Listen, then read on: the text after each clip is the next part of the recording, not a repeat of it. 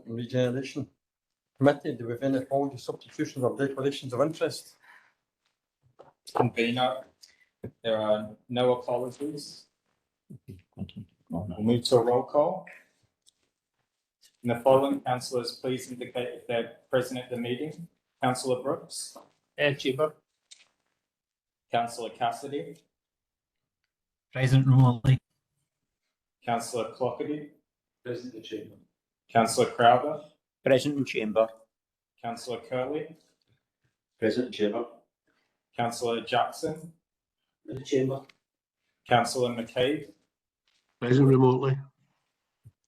Councillor McCormick. In chamber. Councillor Nelson. We haven't heard from him, sorry. Councillor Quinn. Present in the chamber. Councillor Robertson. Present in the chamber. Are there any declarations of interest? Convener. Yes, Chris. With respect to agenda item number 11, the land registration process, I am a registered private landlord in Inverclyde, but as being passed the objective test, don't think I would have an interest to be clear here because it's a matter related to the process of landlord registration as opposed to anything related to the landlord. Okay, anyone else? Just on the legal ownership, that's something that could be issued. Was that Councillor? That's a subcontract had to be issued as a service unit. Right, okay. On the bank? No. No, that's fine.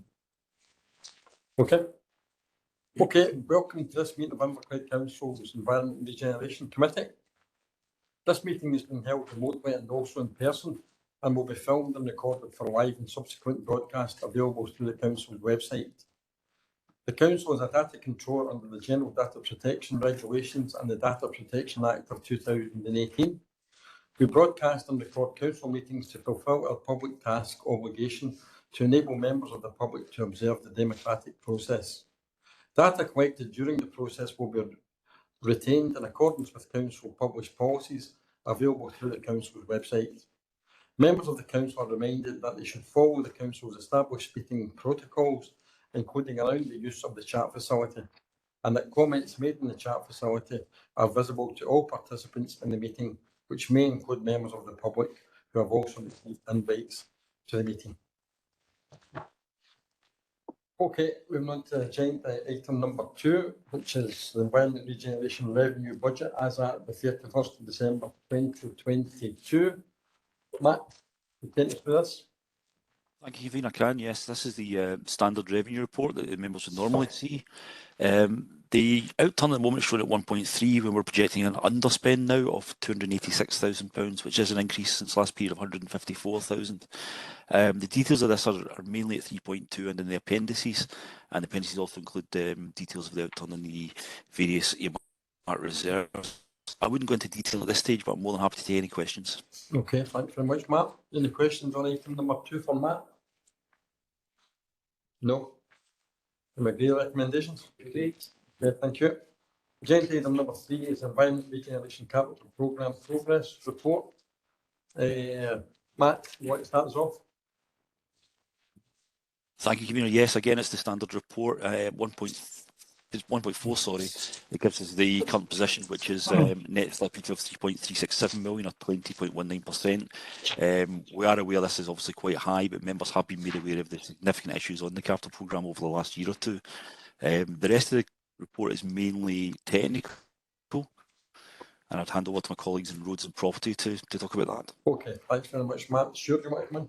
Yeah, through you, Convener, just before I pass over to colleagues, with your indulgence, we've had a very late, time-sensitive request by the Lord Lieutenant.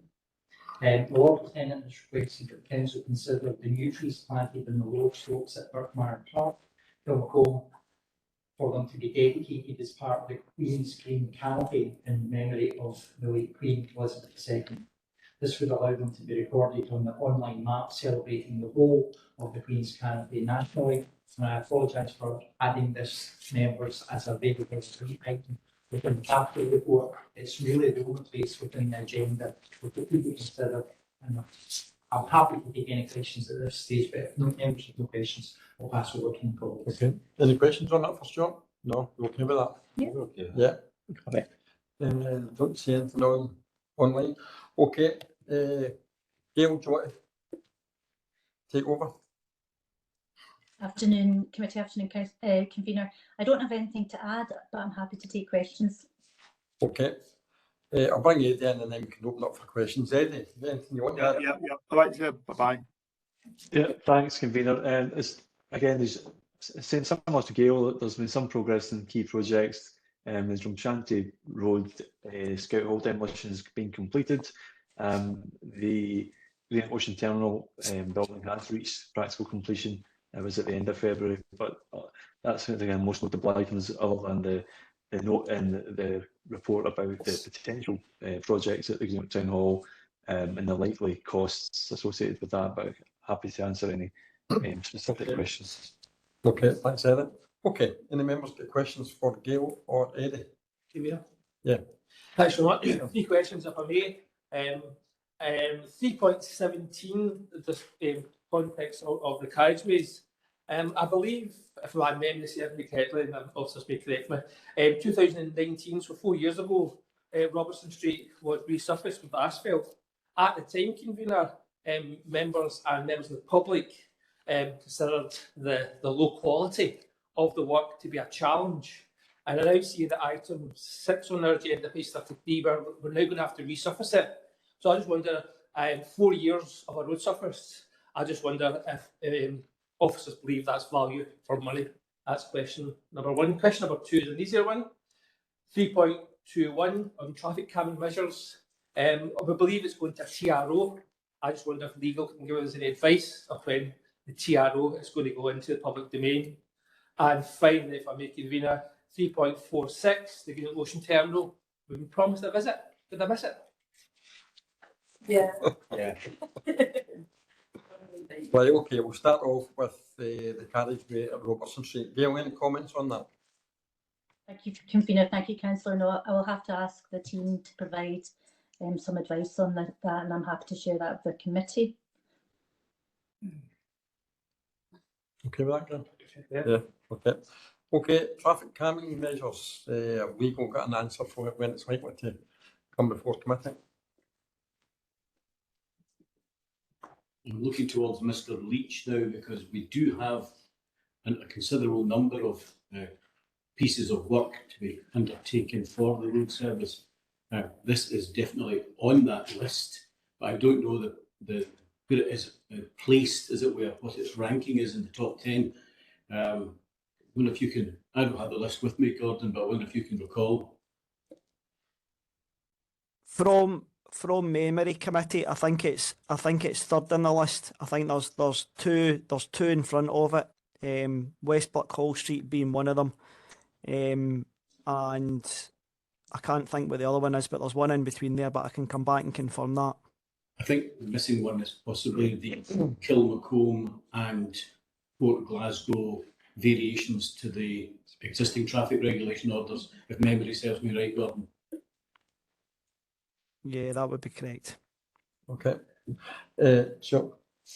Through you, convener, I can confirm, Councillor Brooks, that he has not missed the site visit to the Green Ocean Terminal. I'm delighted to report that practical completion for the Green Ocean Terminal was achieved last week. It is still a construction site because Buzzworks are working in terms of their fit out, but it is officers' intention to invite members to the 3 optional opportunities to visit the Ocean Terminal before the end of the month.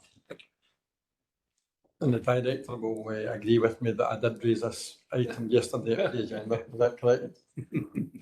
Yes. Okay. Okay, thanks. Gail, I've got a question on 3.4 regarding the cycle path from Lake Octavia. Some of the members of the committee have been contacted regarding this, and the question is lighting included on the cycle path spur, which joins the N75 cycle path to Birkmire Park? I don't think it is, but I'm just wondering if we got any plans for that to be put in a future programme.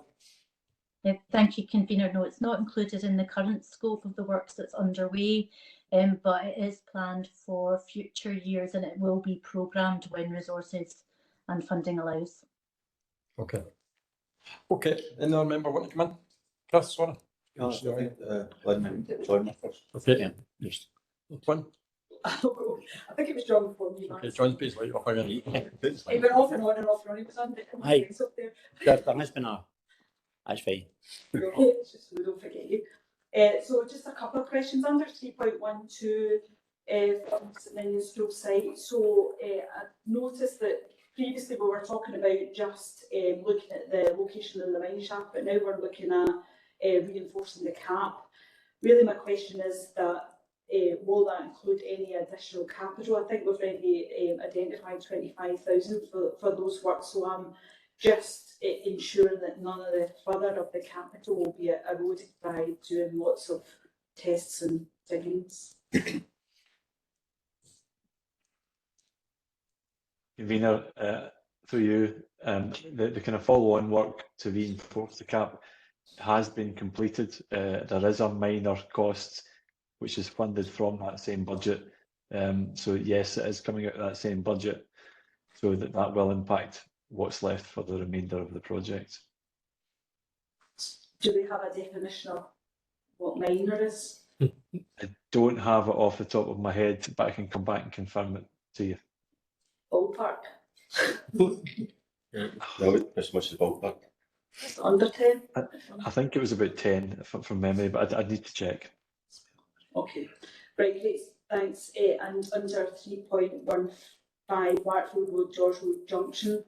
So that paragraph was unclear to me. So it's saying that priority is those with committed capital funding. Has this project got committed capital funding? So in effect, is it priority or is it not priority? Is autumn priority or not priority? Gail? Yeah, thank you, convener. Thank you, councillor. No, this project doesn't have capital funding at the moment. So following consultation, and we would be bringing a report back with the identified cost that would be required, and then it would be committee to confirm or advise whether they would allocate capital funding to the project. So do we need to have committed capital funding before we go out to consultation? Because I thought we were going out to consultation to get what is the solution and then look at what the cost of it, or do we need to have the capital before we go out to consultation? Thank you. So thank you, convener. Thank you, councillor. Though this will go out to consultation prior to identifying capital funding, because that will, you are correct, that will shape the costs that we would then require from capital to progress the construction scheme. You okay with that one? Okay, so it's not priority because it's got no committed capital, but we always go out to consultation before we commit the capital, so will none of them ever be priority? It's just the state, from there it didn't really tell me anything, it didn't say, I just thought, well, it's going out to consultation, it's not got committed capital, so it's not priority, but if it's got to go out to consultation before you commit capital, then it's never going to be priority, and that's my concern, because we've been kind of talking about it for 3 years now, maybe, more, plus. Well, it's been in the papers. A lot longer. Plus. So that's the concern, it's just going to drift because it isn't a priority. Sure, you want to come on Through you, convener. The scenario here, Councillor Quinn, is obviously we've got to identify what works are required as part of the project.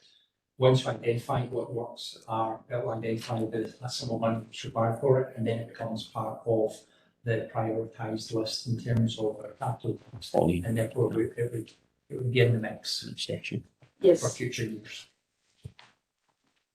Yes, I understand the process, but it's just linking those two to say it's not priority because it's got no committed capital. So I think my question is autumn the definite, because it just keeps seeing it's not priority, it keeps dragging on, and we're, you know, my concern is it's still going to, so autumn will become, when I get to June it will say spring maybe, you know, I'll just keep getting pushed push them I on. can see Eddie wants to come in here, Eddie. Convener, it was just I managed to find the figure in the previous inquiry, and it is just over £10,000. Is it safe to come back separately? Sorry. Is that a diversion tactic there?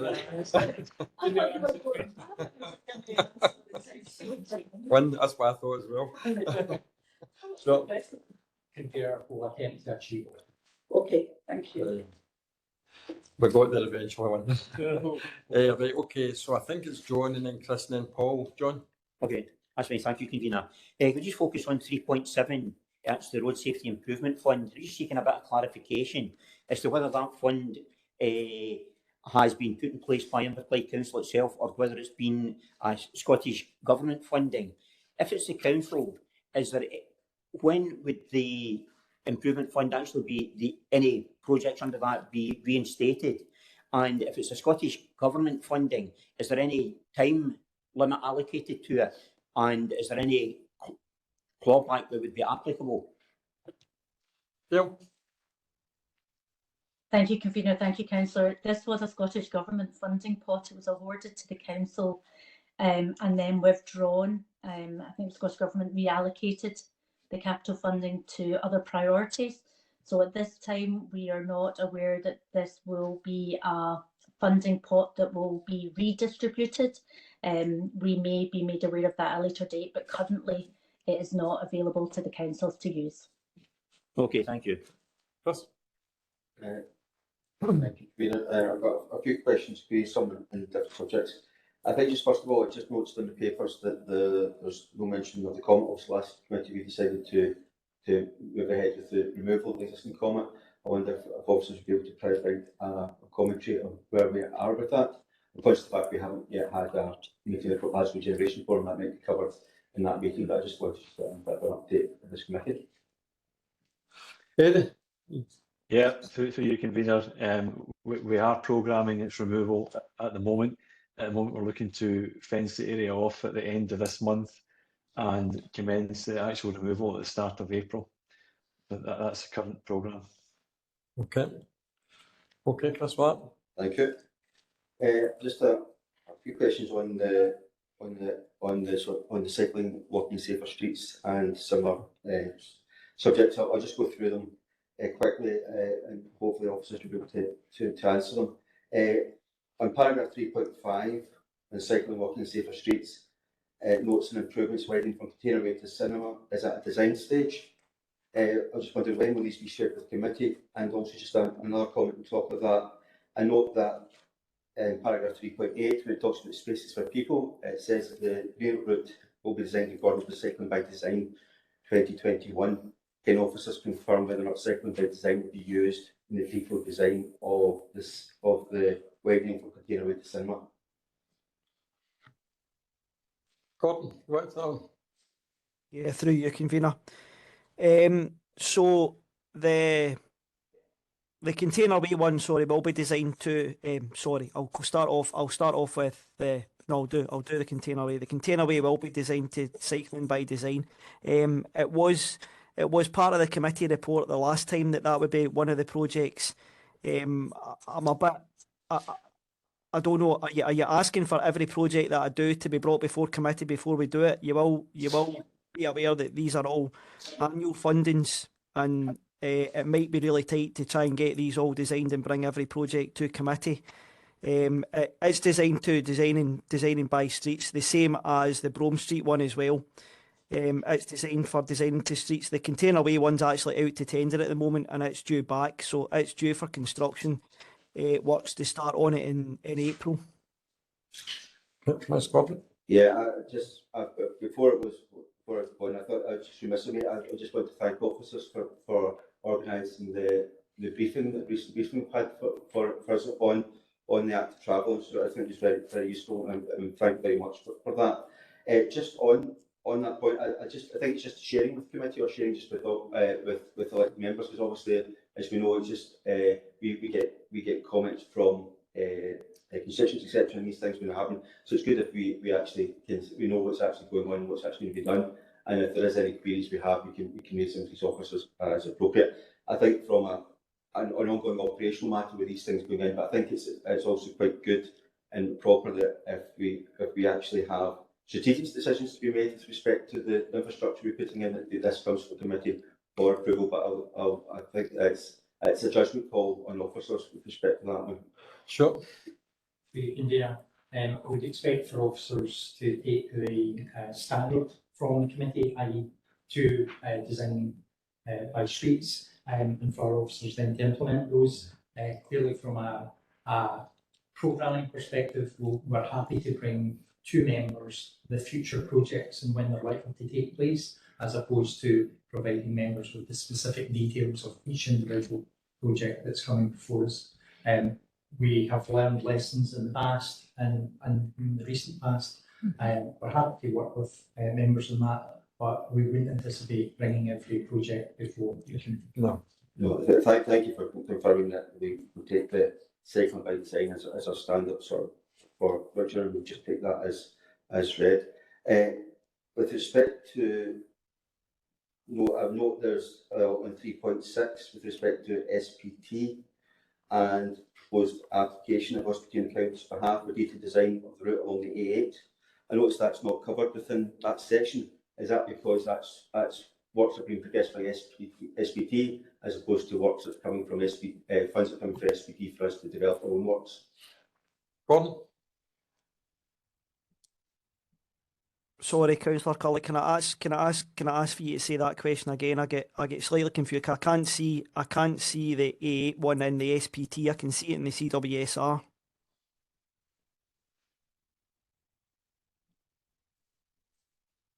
No, the A8 one I'm talking about is the one along Hiddleston between Woodhall and Langbank. So there's been an application for a detailed design stage. So I'm just confirming the reason it's not mentioned under SPT is because that's being progressed by SPT as opposed to being progressed by us. Yeah, sorry, I'm with you now. Right, so the projects in this list are committed funding. That's obviously not committed funding at the moment. That's just an outline bid at the moment, and it says detailed design. It's to take it to detailed design. Obviously, they've got to do a feasibility first of that project. So whether it goes along the A8 or whether it goes through Partlea, now there's the pros and cons of both of them. I'm not going to go through all the pros and cons here, but that'll need to go to a consultation before any decision in that's made. And thank you for that clarification. That's very useful. On with respect to what we call the Late Activity Newtown Centre, I noticed it's not covered in 3.9, which is the Sustrans section, but I noticed later on it's covered as a reserve project. I think this is one that's quite a strategic nature one, whereas obviously there's opportunities to bring quite a substantial redevelopment, refurbishment of the area. And which is I would be very interested to see that report from officers and see what officers' views are and what the route would be like. Sure. We can do we'll have to bring that back. Right. Just moving on to the traffic studies. I'm very glad to see that this is actually moving on. It's something that has been raised for a number of years in a variety of formats. I'm just wondering, can officers advise that whether or not that traffic study will be able to be used to determine the impact of future developments on the road network in Inverclyde, and it'll be almost like a live model as opposed to a one-off study? Gail, do you want that one? We anticipate that we'll receive the study in late summer for assessment by officers, and yes, it will be a study that will be used for determining future decisions. Thank you. And just sorry, I know I've like a little bit of the committee's time. Also in Dunrod Road, there's the concern obviously about it's mentioned in paragraph 3.19 of the committee papers with respect to the initial inspections, identifying this safety concerns with respect to the site investigation, and also this resulted in the road being closed and concrete barriers installed to prevent access. I note that the initial survey results are showing notable displacement 3 metres and that further works are required. Can officers give a programme when you think these further works, investigation works would be required, and what officers think would be whether or not the officers think would need to be further mitigation measures in the short, medium term, depending on the length of programme?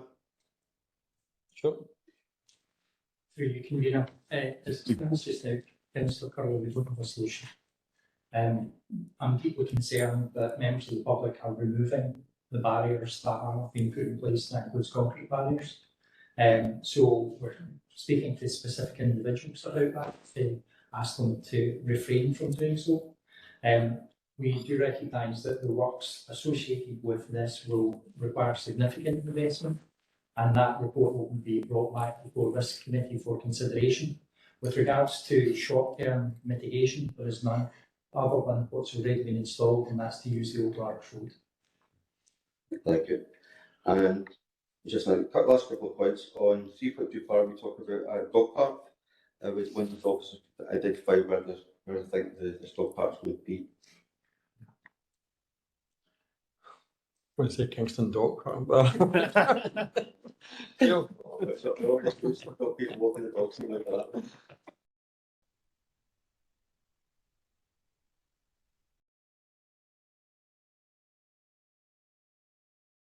We're looking at.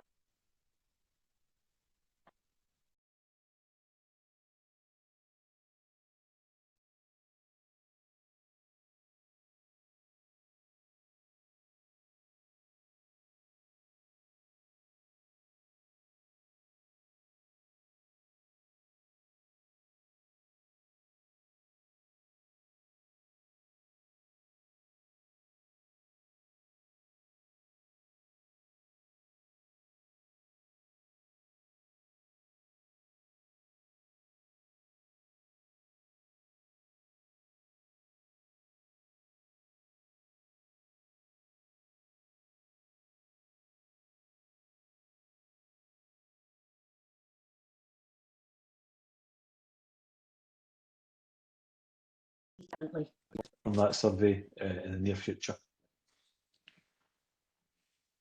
okay, thanks, Evan. Yeah, just go back on that one.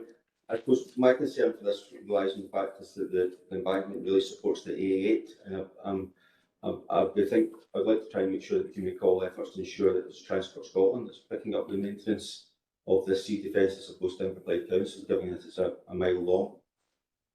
Sure. Through you, convener, as Mr.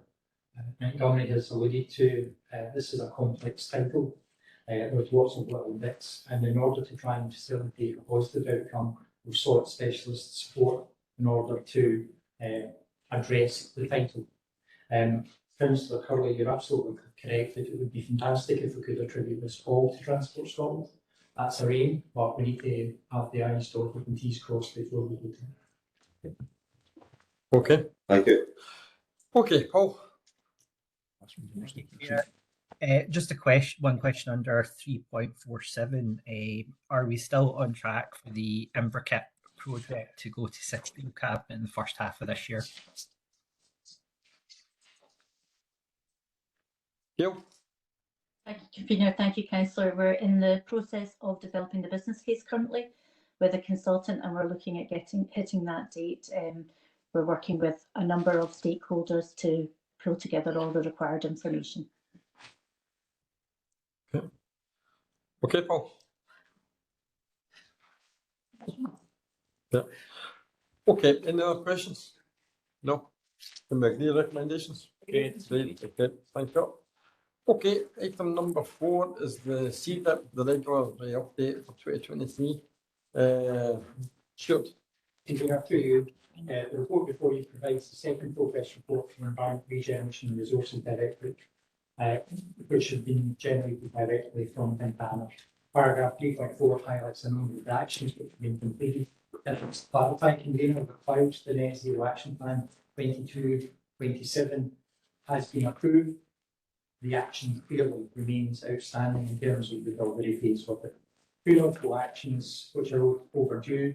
The local housing strategy, but there's good progress with that. We anticipate that coming back before members before the summer, and the green approach in general, as already alluded to councillor groups. We have got back the completion certificate on that, and so whilst there have been some footage, we recognise that for members that we are continuing to pursue this. Okay, any questions on the CDIP figures? Chris? Thank you, Michael. Just with respect to the CEDAP, also it's outlined by Ms. James is very project focused. I'm just wondering if you're developing a plan in the future, can we have more impact in it for what our services are doing as opposed to project specific? One example could be employability. I know we've been re-looking at employability recently, and of course if we can have a look to see if how that redesign is working, how that's actually, what impact that's actually having, whether that would be appropriate for that to be included within the corporate development improvement plan. And I was going through the agenda, looking at agenda item number 13, paragraph 3.9, it seems to have a number of points that would actually would be good to measure going forward. So, convener, through you. Councillor Curley, we have sessions as a senior management team later this month looking at what will be included within the refreshed documents going forward, and will reflect in the comments. Thank you. Just on the KPIs within the CEDAPs, I noticed there's a significant drop in the last two quarters. I think it is with respect to planning applications within 2 months, and sort of tying that back to the paper number 2 with respect to the reduction in staff numbers. Can officers confirm if there's a plan in place to try and address these and bring these back up to the performance we expect? Yeah, sure. Convener, as I stated to Councillor Curley last time, the CEDAP was brought before members. Planning performance relates to both the performance of officers as well as the suitability of information provided by the applicant. To answer your question in terms of filling a post, yes, we are actively trying to fill those. Interviews have taken place recently, but unfortunately the candidates who were offered the post were then usurped by other local authorities. There is a national shortage of planners across the whole of Scotland, and we're trying to address them. Okay, Mr. McCormack. Yeah, just on that point, obviously I've been gazumped or reserved by other local authorities. I'm just wondering, obviously, is there something we're going to have to consider? I think it's been mentioned previously in the committee about remuneration. What do we have any feedback about what was resulted in that being usurped? And are hopeful to get some new officers. Sure, you can give us the travel distance.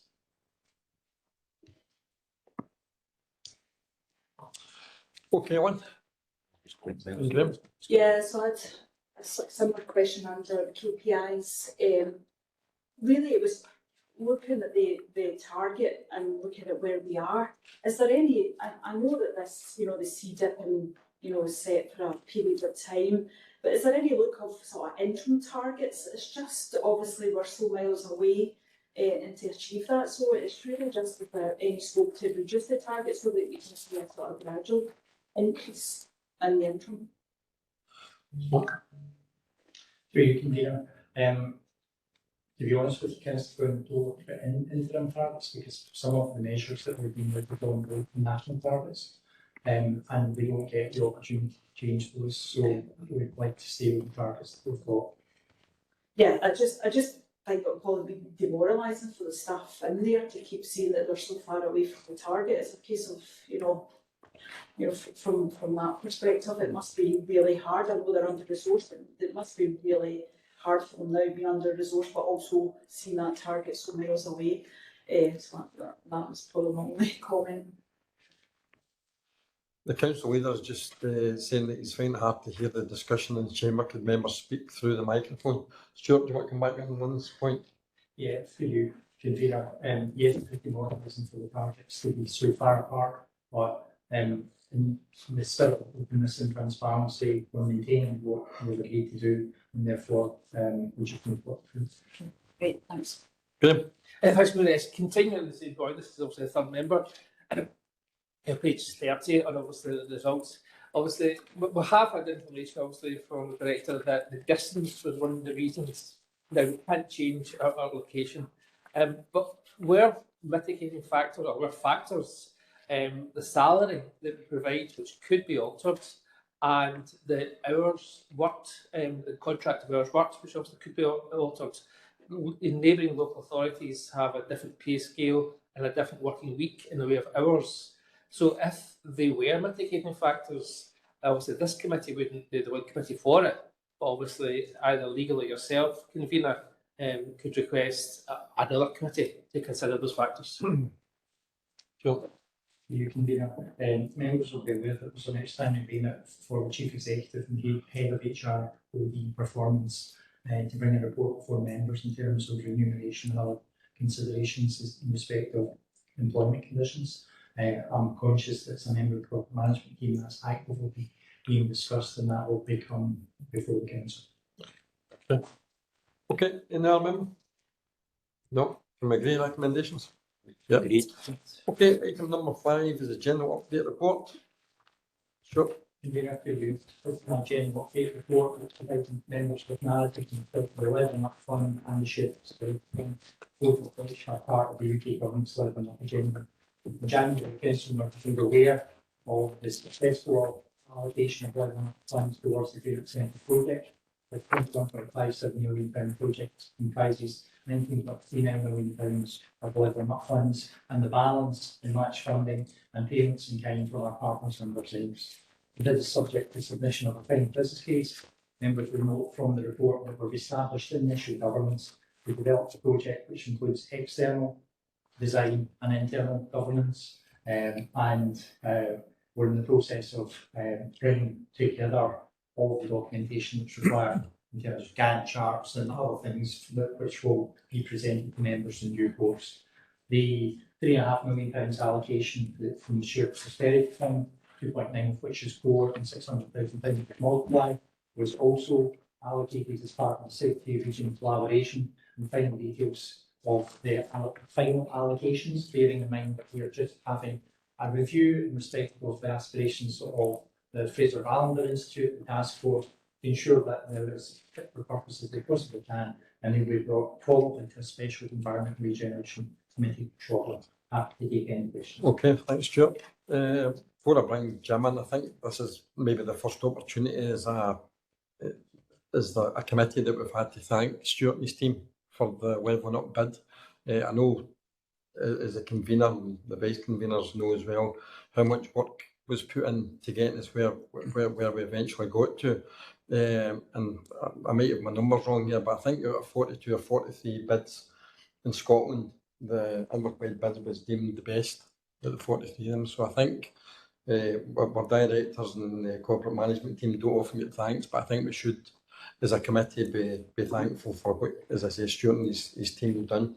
So, Jim, you want to come? Yeah, Michael, just to thank you for them comments. It was what I was going to say myself, but more specifically for the Ward 4 colleagues that we've got in the room with Graham and Elizabeth. I think this, together with the West Blackhall Street, it's going to see a total transformation of the Greenock Town Centre in the future. So the Greenock Town Centre today is going to be totally different from the Greenock Town Centre of 5 years' time. And I think it's hopefully the people of Greenock will see it as an improvement.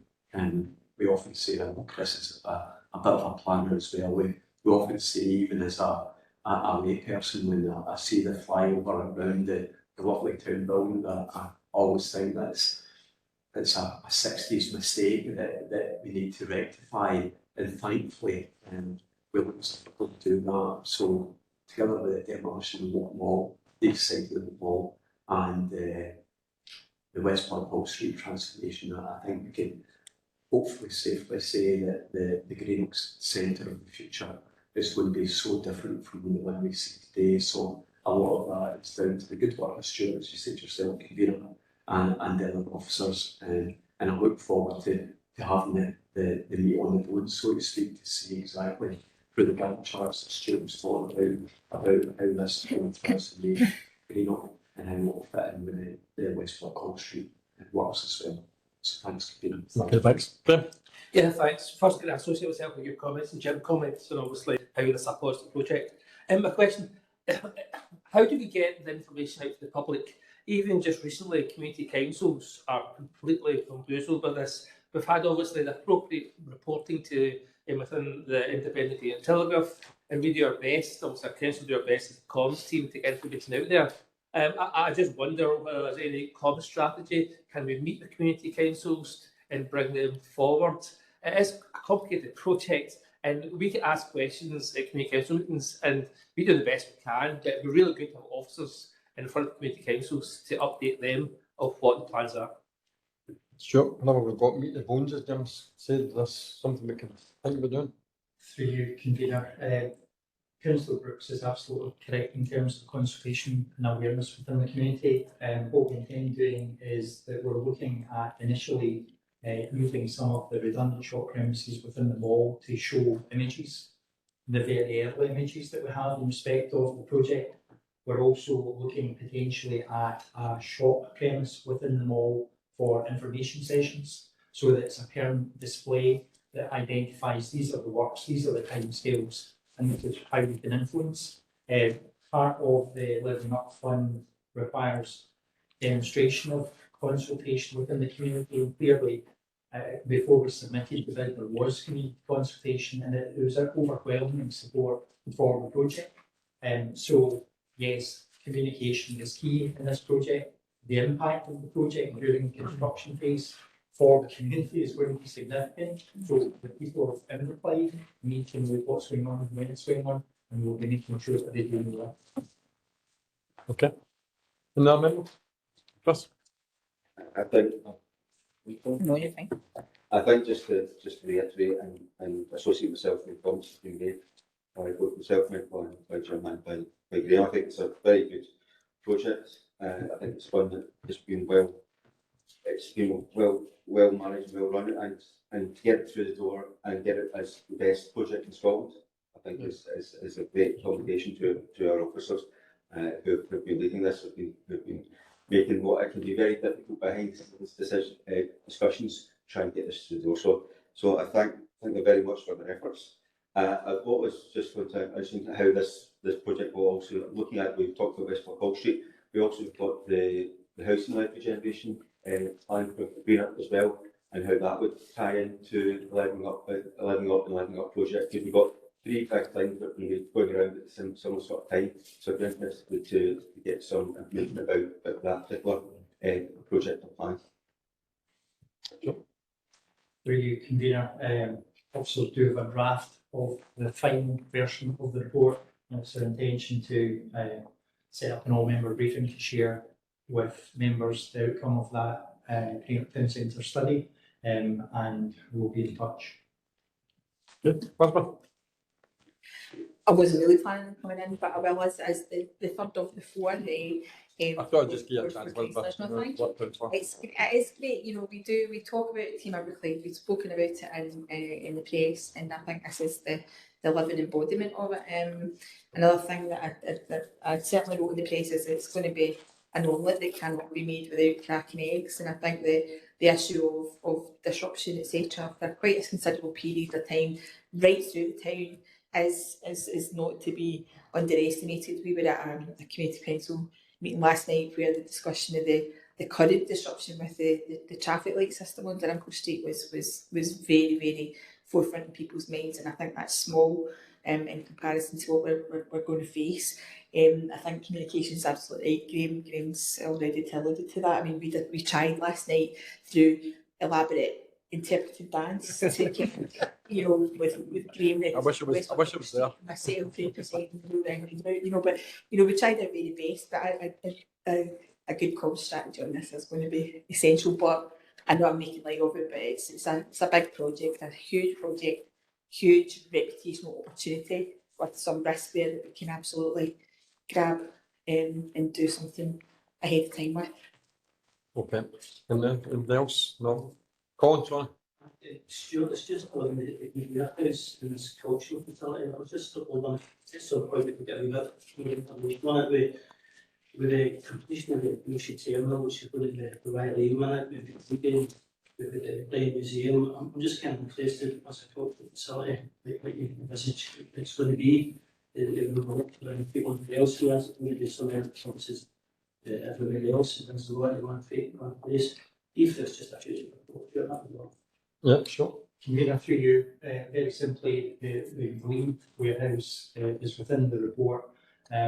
the aspirations within the Levelling Up Fund project are to acquire it, make it win the list time, and commence the ground floor works on it with a view to future phases, potentially fitting it out. So very, very early stages in terms of the end users, the potential uses for it, but it's to start the process. Okay. Yeah, don't see anyone else in the chat, so can we agree the recommendations? Yeah. Great. Okay, item number 6 is the proposed ramp stroke capital programme for 23-24. Who's taking this? Scale? Thank you, convener. This report sets out the programme of activities that will be carried out by the road service in the forthcoming financial year.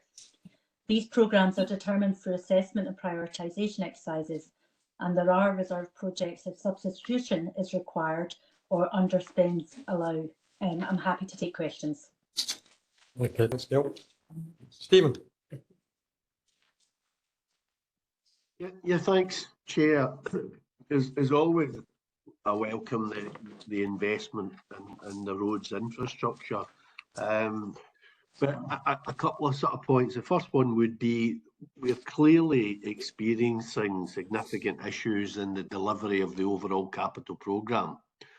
And I would anticipate we'll continue to experience this, and we're seeing significant slippage as a result in that.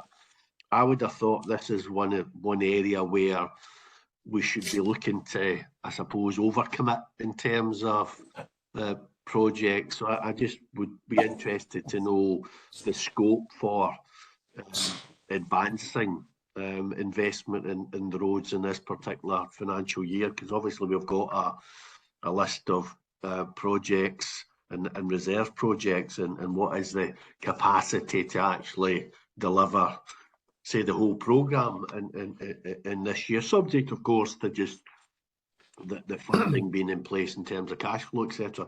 But the second point I would make, and I've made this point quite a number of times before, I simply don't believe we are investing enough in our footways.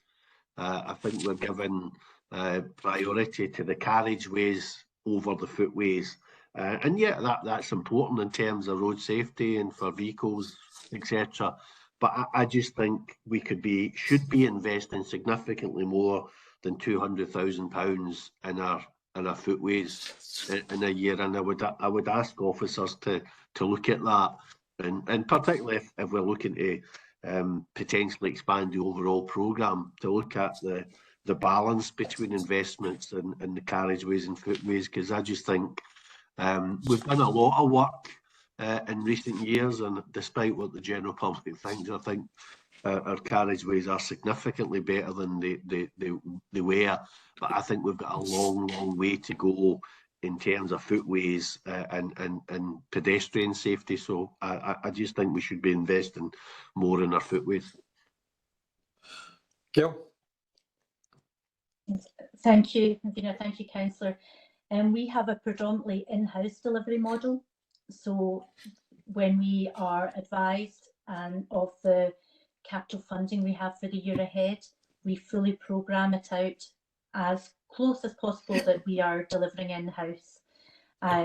So should further funding be allocated to the service, we would likely look to appoint contractors to carry out any additional works. In relation to the split between footway and carriageway, assessments are carried out of both, and the priority projects are determined through that assessment programme.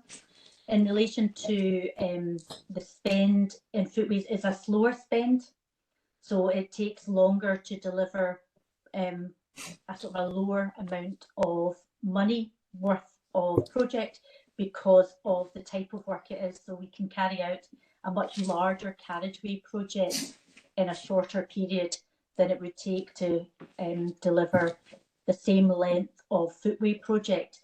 But we do look to allocate as much as possible in relation to the key pedestrian routes and the key sort of destination locations when we are looking to develop our programme. Can I come in on that, convener? I mean, Yes. I can understand the desire to deliver as much work in-house, but the reality is obviously it was one of the key objectives of the shared service, and I know we'll be reviewing the shared service, was to try and increase the capacity to deliver more in-house, I suppose, working with our partner authority, but and understand the importance of providing work to maintain jobs, etc. But I just think that it's an area where we should be considering whether there's the capacity to increase the investment to deliver safer roads and safer footways.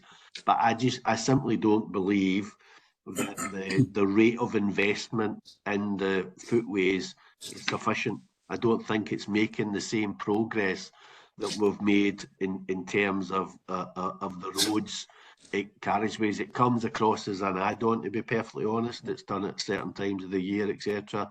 And I just think, and I know I can anecdotally say it with regard to the footways around where I live and where I go walking, and I'm sure probably every single other member could say the same.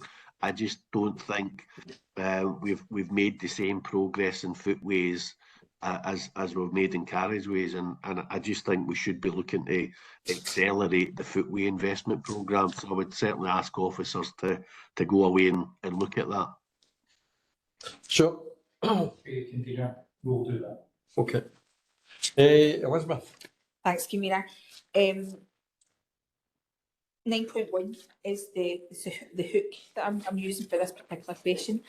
I'm just aware that actually in the last few weeks we've had quite a few road traffic accidents in the West End area in Greenock, which is probably one of the more complicated road systems in terms of it's a straightforward grid, but there's streets where you go right through, the streets where you give way, and I've noticed myself when I've driven over the last couple of weeks, being more aware of it because of the accidents, that I know by convention what to do, but not necessarily always by the way the road is marked. So I'm just, 9.1 is talking about road markings, etc. And I'm just wondering if some particular attention could be made to the West End because of what we've experienced and seen over the last few weeks. But just at that point, it shouldn't really be down to knowledge by convention or knowledge by having lived there for a million squillion years. You know how to traverse the roads. Bill. Yeah, thank you, Convener. Thank you, Councillor. Yeah, we're carrying out an inspection of the lines that are perhaps worn off and require replaced. But if there are particular locations that are picked up that need lining, we'll look to deliver that. Can I just go back? So is that, have you been asked to identify those, or is there going to be some sort of a bit of review done by the staff? Thank you. We have inspectors that are allocated different areas and they will be carrying out that review. That means it'll be Gordon.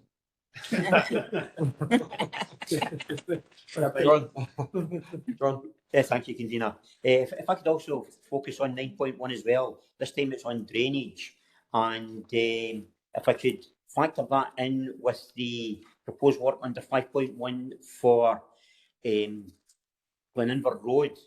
Now, as you're aware, Gleninver Road is one of the main thoroughfares in Inverclyde as it takes the traffic up to Inverclyde Royal. It's also a route between the A78 and the Gourock, taking in Fancy Farm and Arran View.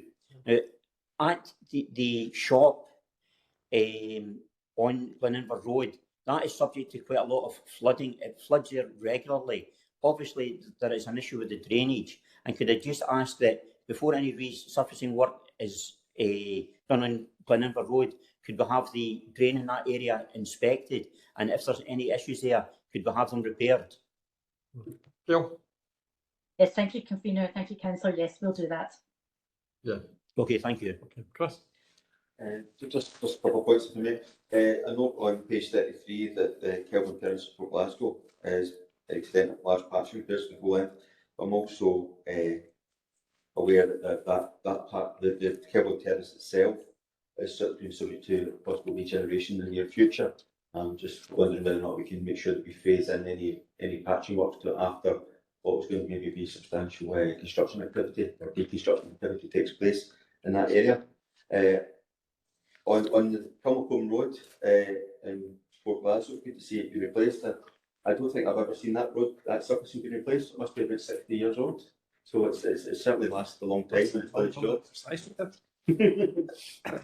But so it's certainly done its job. As long as we just need to wait for the one that talk about the break because of place soon. But that's great to see that being done.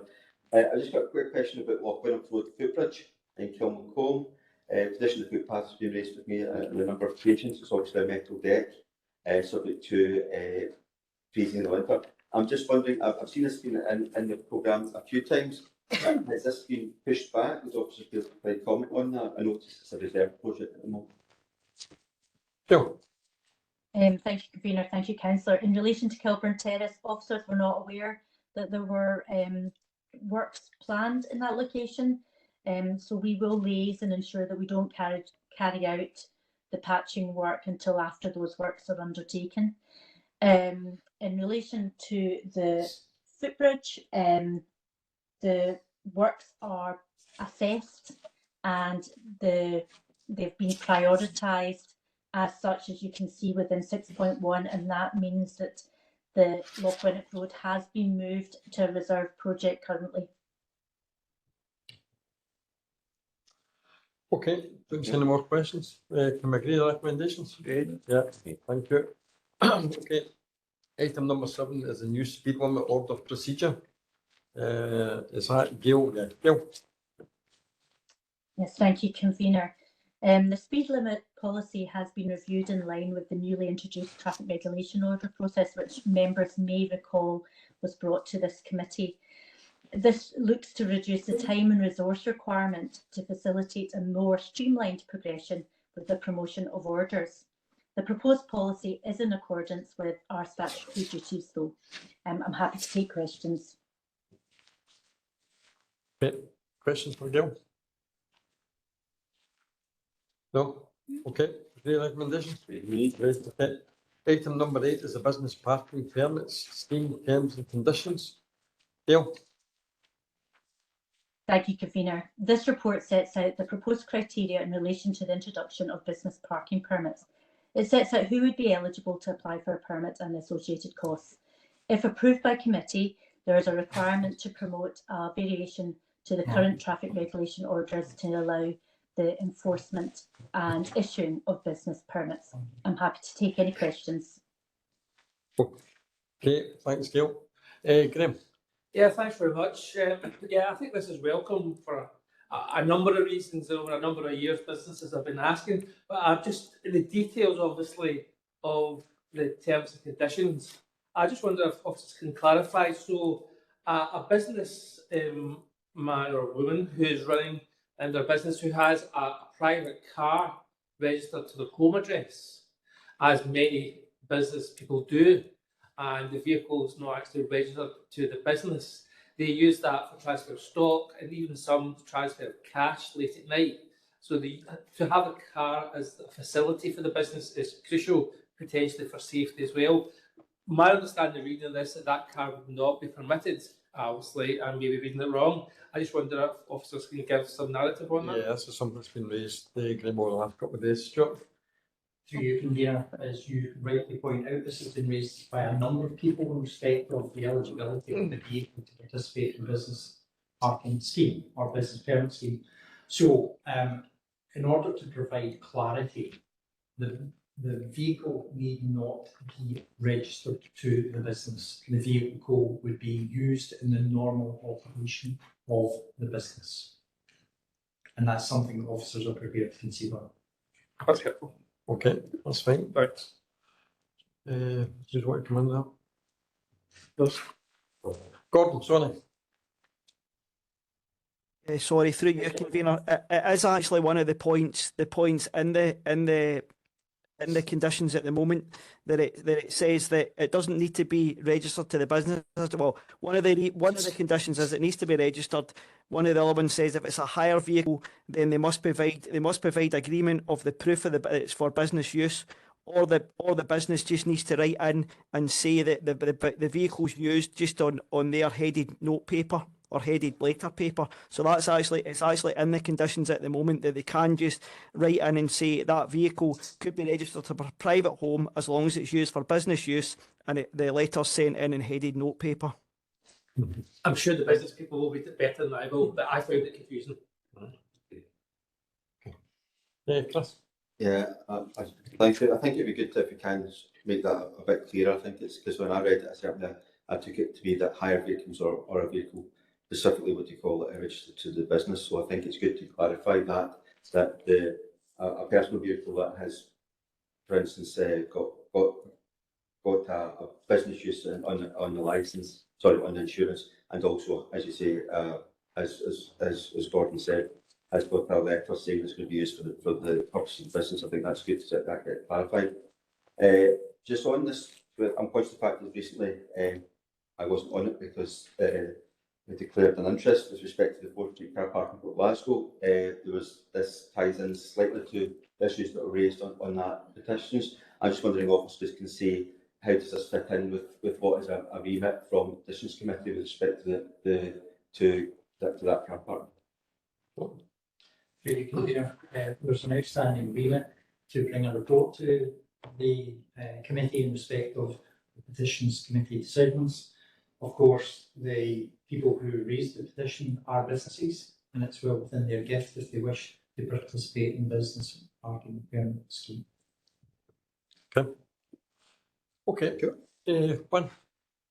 Yeah, thanks. I've just got a question under 3.7 here. Obviously, we've had the discussion about business permits and why they're needed. I've just got a concern about the wording in there. So you're talking about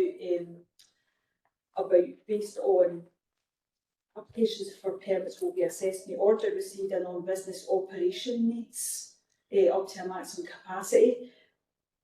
How are you going to assess whether that, their needs meet our requirements? But also probably following on from that, it's probably a bit more concern about applications are required to be renewed annually, and consideration be given to existing applicants over new applicants. So if we've got an area where a new business comes in, and we're oversubscribed, then a new business has in effect got no chance of ever having a permit if there is no opportunity to review those business needs, if you like. So that's the concern. I know at this stage we don't have an idea of how many permits are going to be applied, but my concern is if we get to the top of the level and then a new business will never have a chance. Sure.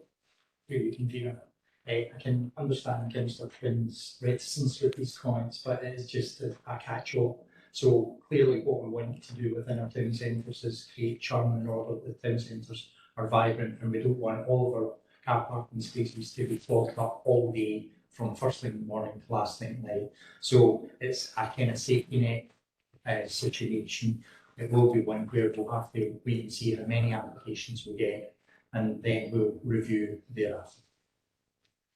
Yeah, well, I assume the operation might need to be adjusted based on the, so everybody that applies, then the needs will need to be, there'll be more restrictions put in place, if you like, so that we've always got that capacity. I think that's my concern, that we always need to operate with a bit of a capacity so new people can come along. I think that's the summary of what I'm trying to get to.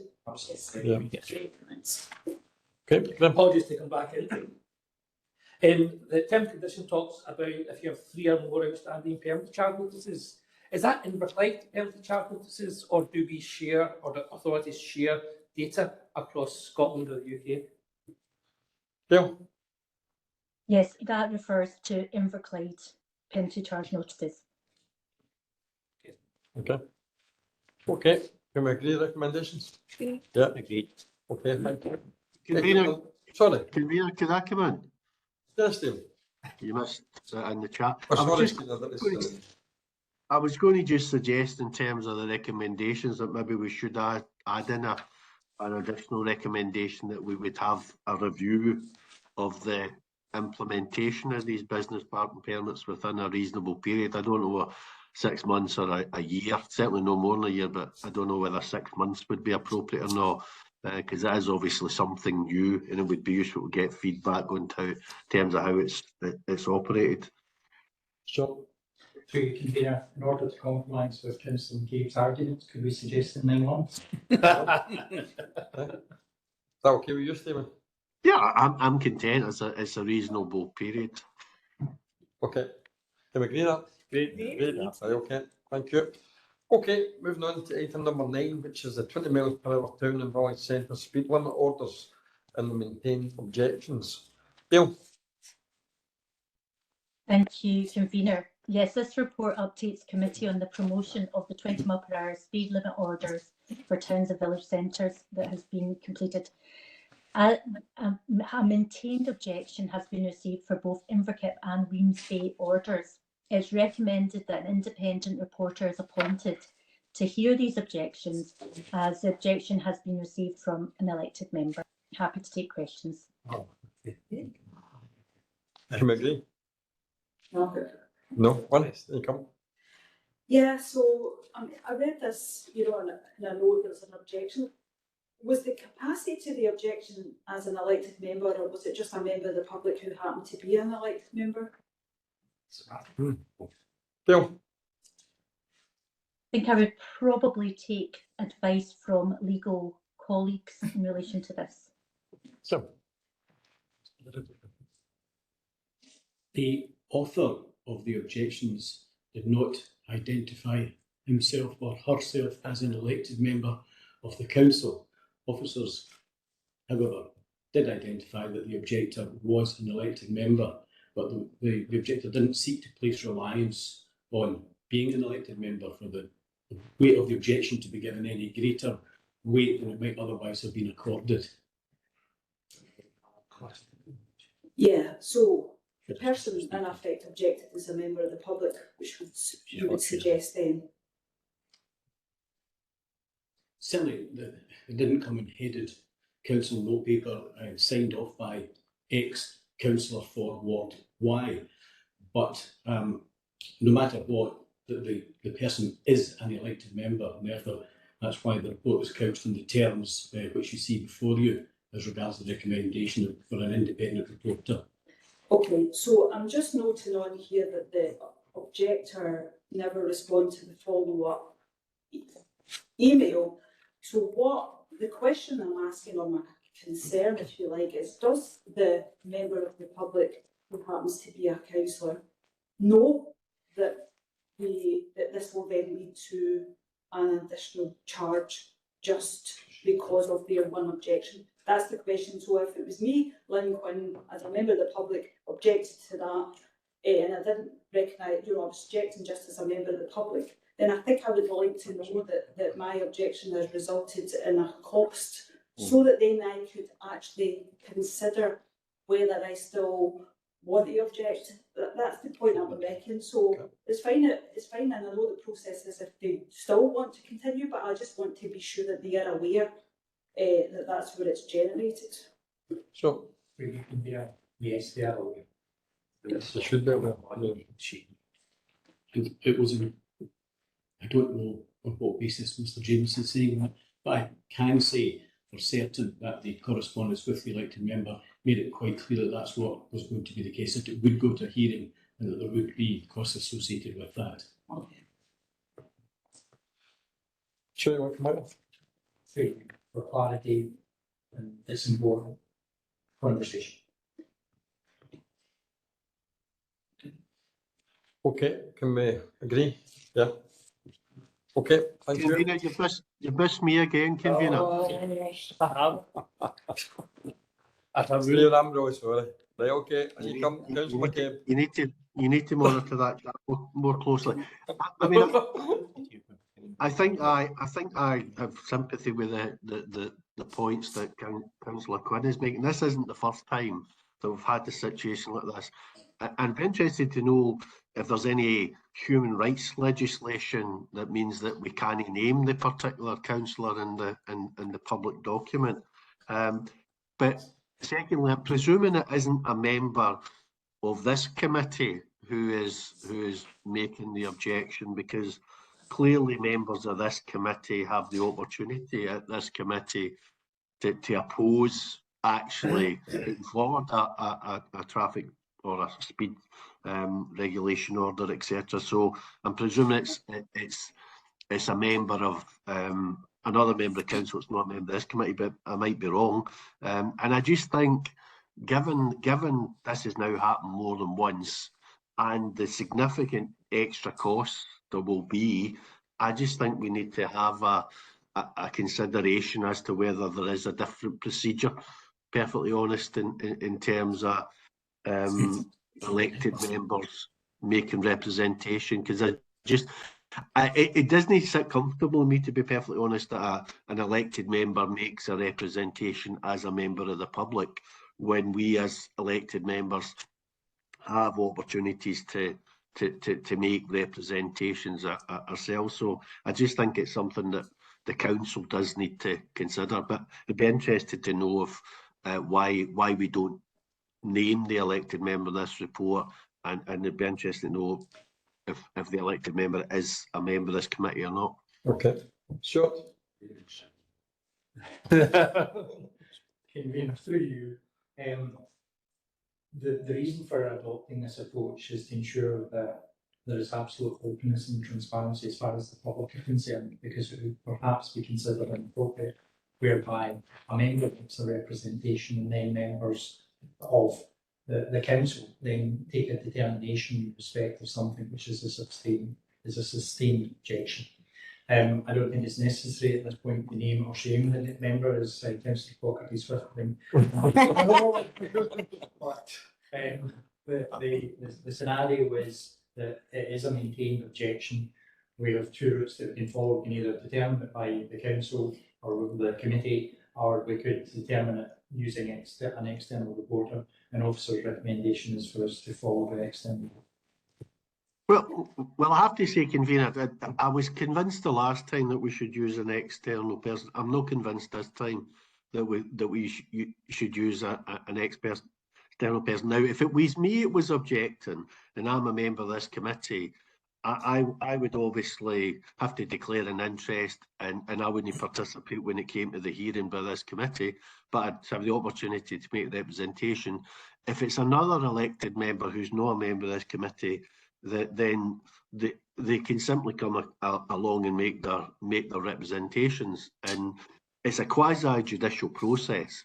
So none of us should be, in a sense, influenced by the fact that the objector is an elected member or not. So I just think this is danger that we're going to get elected members who've got concerns over particular traffic regulation orders in their capacity as elected members making objections, and it's going to cost us, rather than making representations or making observations to in a sense influence the view of officers and ultimately the decision of committee, that we then use our position as members of the public to put the council to significant extra cost on a regular basis. That sits uncomfortably with me, and I was looking for Mr. Strachan to come in and give us the benefit of his opinion. Ian, you want to come in? Thank you. Afternoon.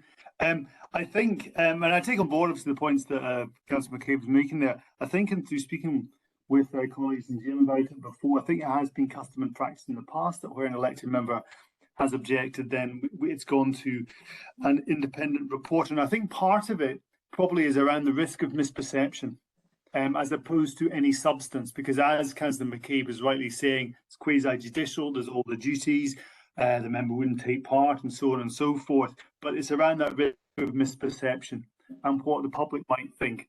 And I think none of us would like to incur costs where we don't need to, but in order to demonstrate we're protecting the integrity of the authority, I think the feeling has been in the past, we thought the same here, that we appointed an independent reporter. I think the public might have a misperception that we're wasting public money, basically, appointing an independent reporter just simply because it's an elected member who's making the case. I mean, we've got a facility within the council for ward members to come along to committees they're no on and make representations on particular ward issues. They don't have a vote, but they can make representation on particular matters. If this is going to be a pattern, it doesn't sit comfortably with me. Sure. Through you, Convener, can I suggest to the committee that we progress as reported today?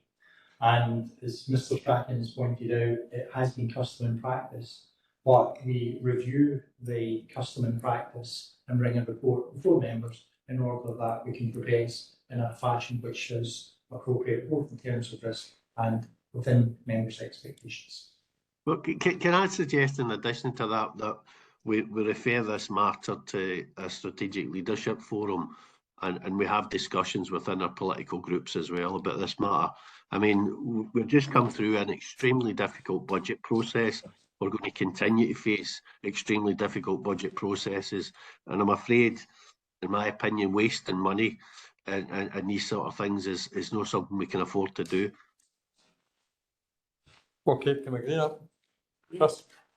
I agree with a lot of the sentiments being said. I agree with what was here. I was just wondering whether or not I know that a lot of times when we have expenses attributed to ourselves that go against our what you call it, members' expenses. I wonder if £5,000 for having to get a what you call it, a report in should go against the elected members' expenses. No. I think that's a good idea.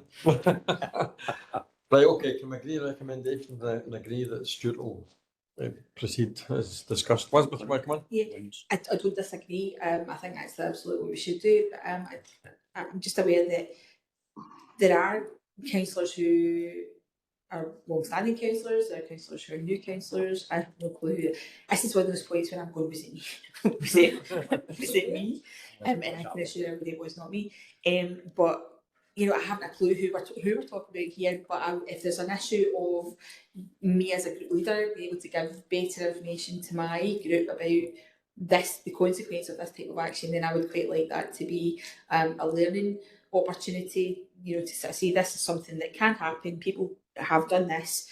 It's not a hypothetical situation. It's now happened a couple of times, and this is the actual practical outworking of that being a thing.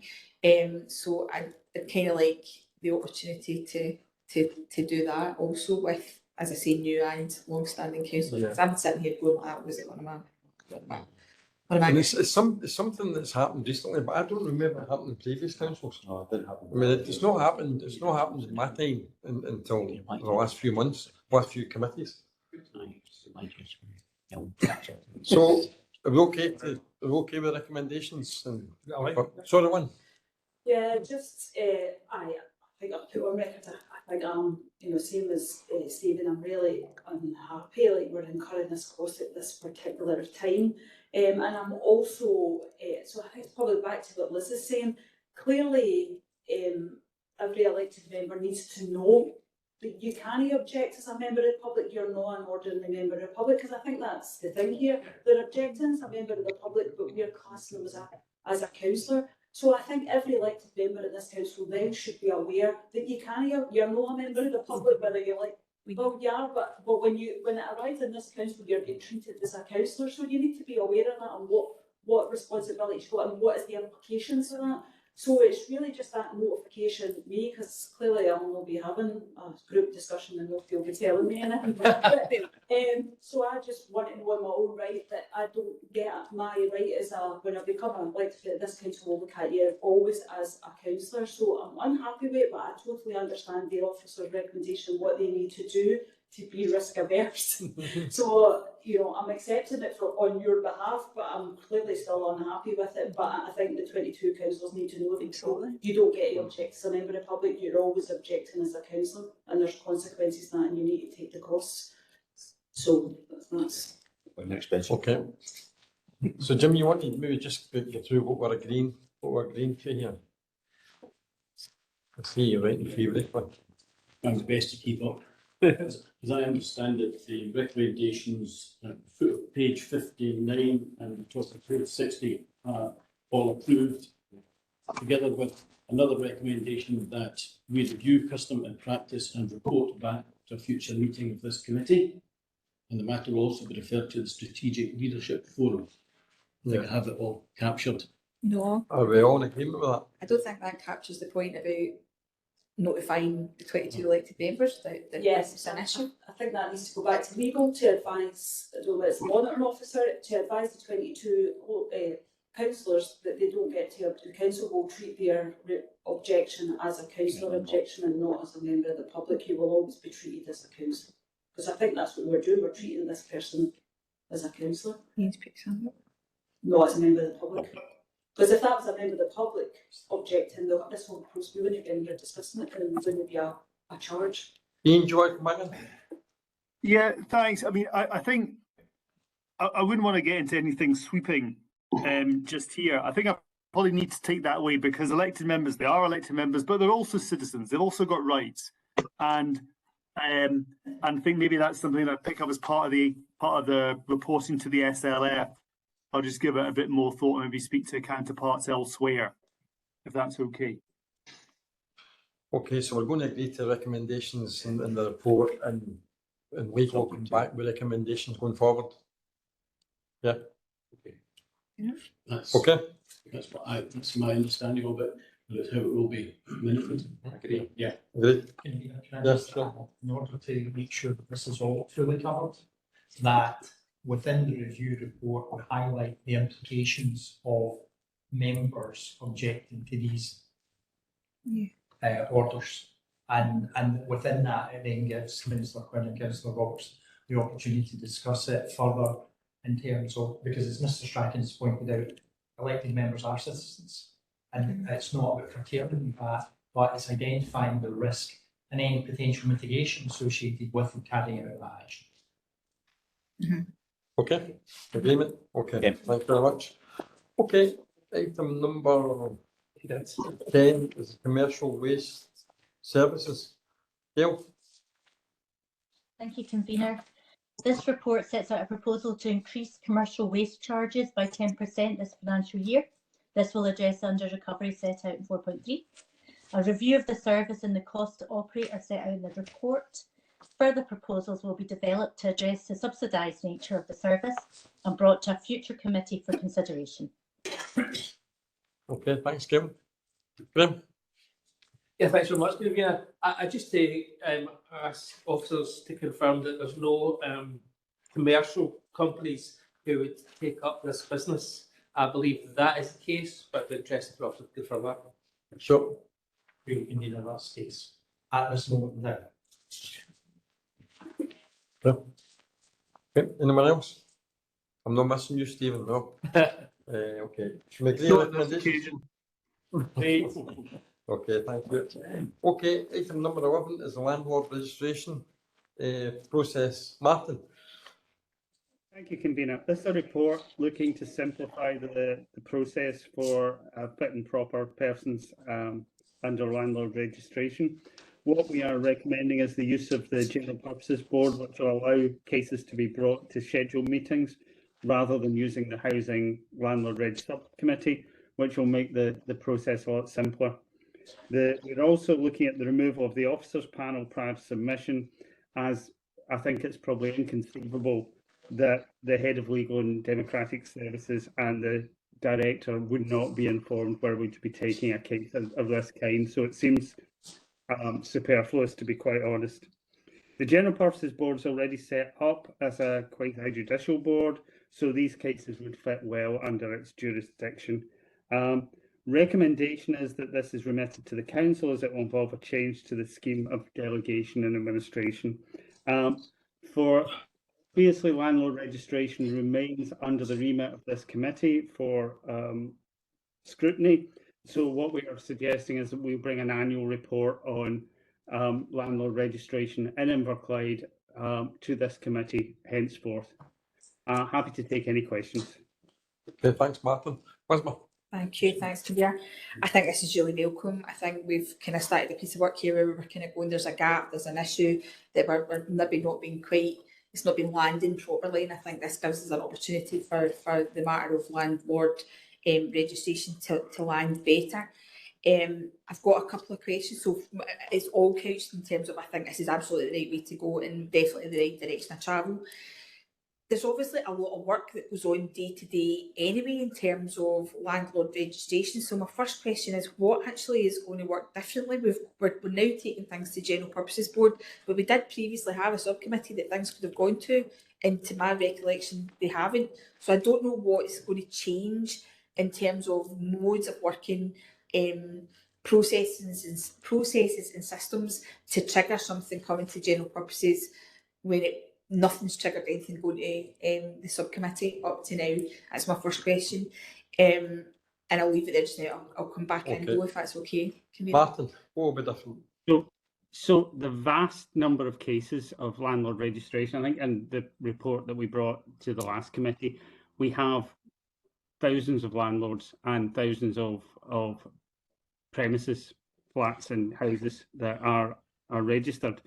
And almost universally, most of them are run very well. Most landlords have maybe one or two properties. We do have some landlords who have more, but in general, the work is administrative.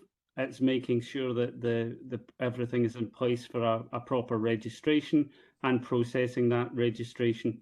There are some things that we can do in terms of if we are having issues with a landlord, short of actually bringing it to committee, under the fit and proper process, and that includes issues of issuing rent penalty notices, which will encourage landlords to come into compliance.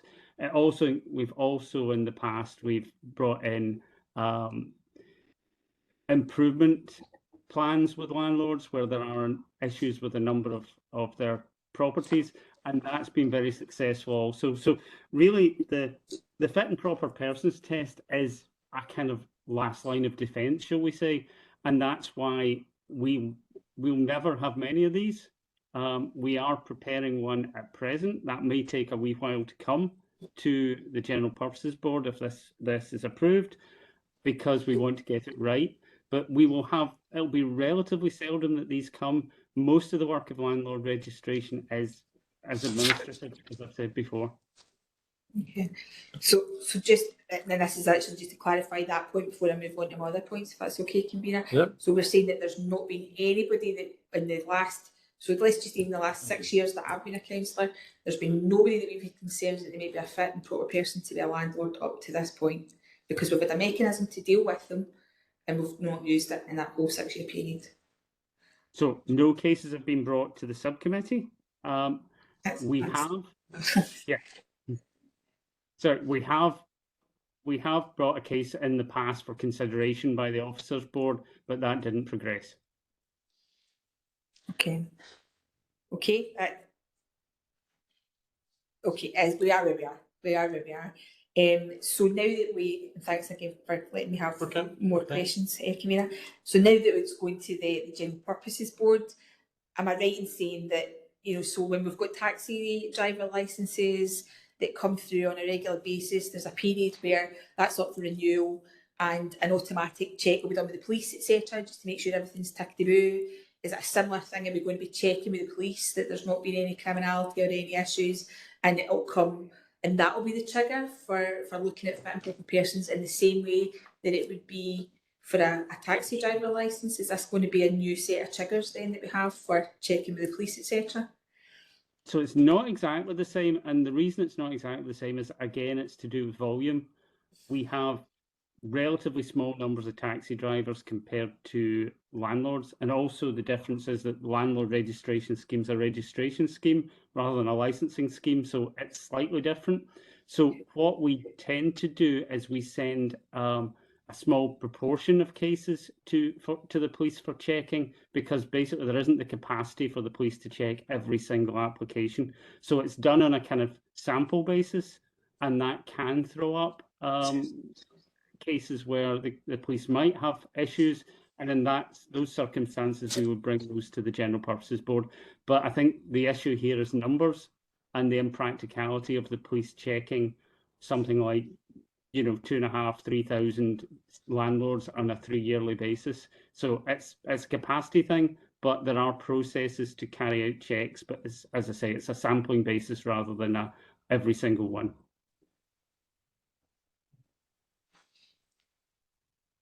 I don't know where to go with this, because I think we've had a mechanism that has never been used, and I would hate us to make a change to how we do things and actually still not be used, because I can't believe that there's not an issue somewhere in Inverclyde where somebody's going to have an issue with a landlord. And yet we're not getting the kind of transparency with that and the escalation of that the way that we would with I've got an issue with somebody being a taxi driver. And I get what you're saying, Martin. I totally accept what you're saying, that it's a registration rather than a licence. I totally accept that's a different legal proposition. But I just don't want us to change a process for the sake of saying that we have changed a process, rather than actually making a demonstrable difference in how we support people who are potentially very vulnerable in Inverclyde, who are in situations with private landlords that they find very difficult or they feel very powerless in, and we can be powerful on their behalf. So, and I think, Councillor, what we're intending by this change is removing a possible inhibition to actually bringing cases. So, having to actually arrange a separate meeting, bringing a report to this committee, arranging a separate meeting of the Landlord Reg subcommittee, it will be far simpler to actually bring a case to the General Purposes Board. And as I say, we do have a case that's in preparation, so that will come to the General Purposes Board in due course. However, we have to make sure that we get it right, because it will lead to potential appeals, as we're aware. So it will remove a potential barrier. It's not going to result in lots and lots of cases, though. Graham? Yeah, Are you okay? One? Yeah, I mean, a lot has been covered by Liz. So, so I'm on both of these committees, so I'm kind of looking at with both sides. And my experience of being on the General Purpose Board for 6 years and the pain that's brought me, and recently been on here.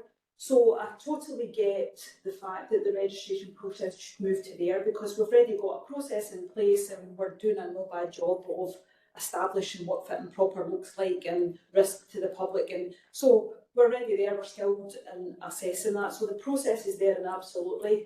But it probably does concern me, because it's been mentioned that a number, it's okay, it'll not be a lot of cases, but actually I'd quite like a lot of cases going through if they need to be coming through. So actually, by selling it as no many cases doesn't give me reassurance. We would like to see those that really need scrutiny and making sure they're fit and proper, that process is taking place. But I think we've got, so with taxi licence, and I think, Liz already said that there is a difference, but if we are granting, if you're saying that a person is fit and proper and then something happens to ensure they're not fit and proper, then we as a General Purpose Board, we kind of need to know that. So just now it's an annual review, but surely there must be a mechanism under maybe the safety partnership or wherever that concerns fed in. So if you've got concerns about a landlord not fulfilling his duties and there's a safety issue with the public, surely that concern must spark some process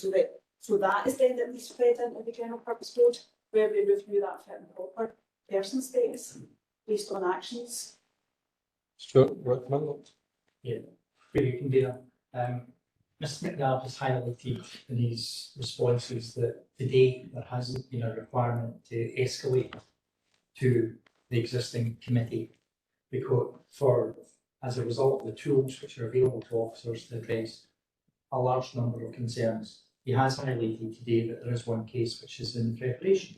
So clearly, from a tenant's perspective, we don't want lots and lots of cases, because at the end of the day, for lots and lots of cases and lots and lots of problems, and we'd rather that there weren't lots and lots of problems, because the properties that the tenants are occupying are fit for purpose, and that the tenure in which they're occupying the premises are suitable for them. But I suppose that the feelings that I'm detecting from the members is that should there be a check in respect of criminality in the same way that there would be a check in respect of criminality for taxi driving, and perhaps that's something that we could give consideration to, as to if the final test that Mr. McNabb has highlighted, whereby it's coming as the final escalation process, that a check with Police Scotland that does take place, whereby we can identify if there is any criminality associated with the landlord, which allows the General Purposes Board to consider the fit and proper test. You okay with that one? Step forward. You okay on? Yeah. Yeah, I think, I'm not saying that I want a lot of cases, but what I'm saying is if there's members of the public out there and landlords are not doing their duties, then yeah, we would rather those tenants report that, and you can see there's a clear mechanism and actions taken, because then they will report it. We want them to report it. If there is a concern, we absolutely want them to report it. And if that means more work for us, then good. You know, that's just the way it is. So yeah, so I'll be reassured if there is a sort of process, that it's not just a re-register and then we can do the delay afterwards. Okay, John. Thank you, Convener. I know that this is a problem that has been raised south of the border. It's also been raised through the likes of some of the large cities as well. And for the main part, I think it's really students. And we know that there are cases where unscrupulous landlords are offering facility bed sits and the like free of charge, but it also factors in sexual favours. Now, I'm not sure whether Councillor Jackson raised this through the police and fire scrutiny either last year or year before, and obviously it is a point of concern. So should we be making it aware that if we have any cases of that locally, that is reported to the committee here? Martin? Sorry, I couldn't get off mute there. Yes, Councillor Jackson did raise this in the past, Councillor, and at Police and Fire, and we have no evidence of this in Inverclyde.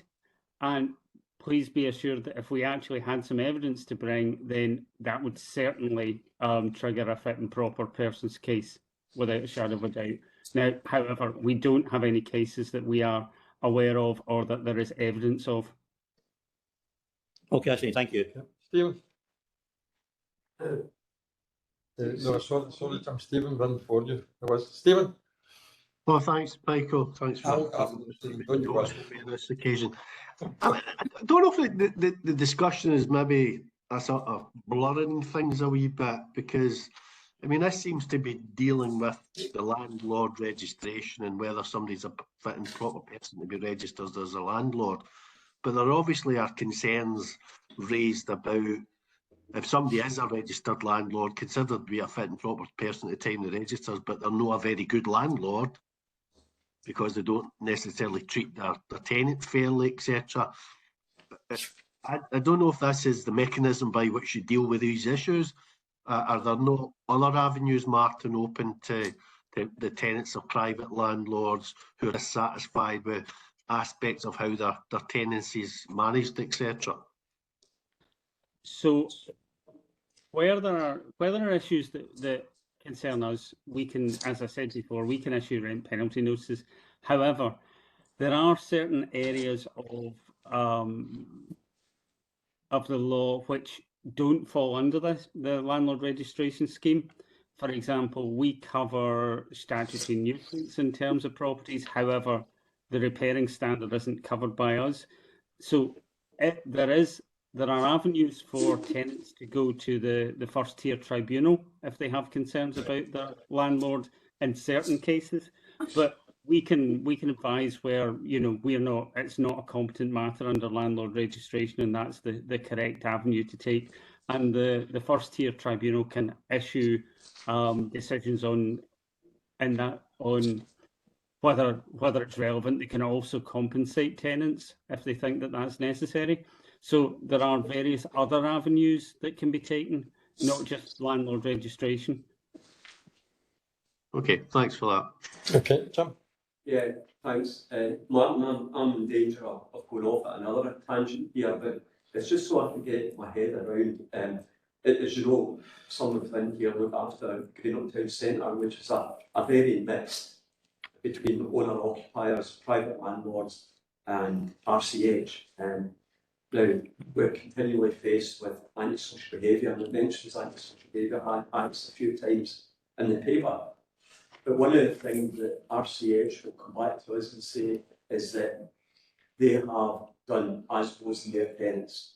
So their tenants have got ASBOs for antisocial behaviour, and if it continues, for whatever reason, they will eventually be evicted. Now, they can then move to a private landlord 2 closes down. Whose remit is it for a tenant under a private landlord to be issued an ASBO with?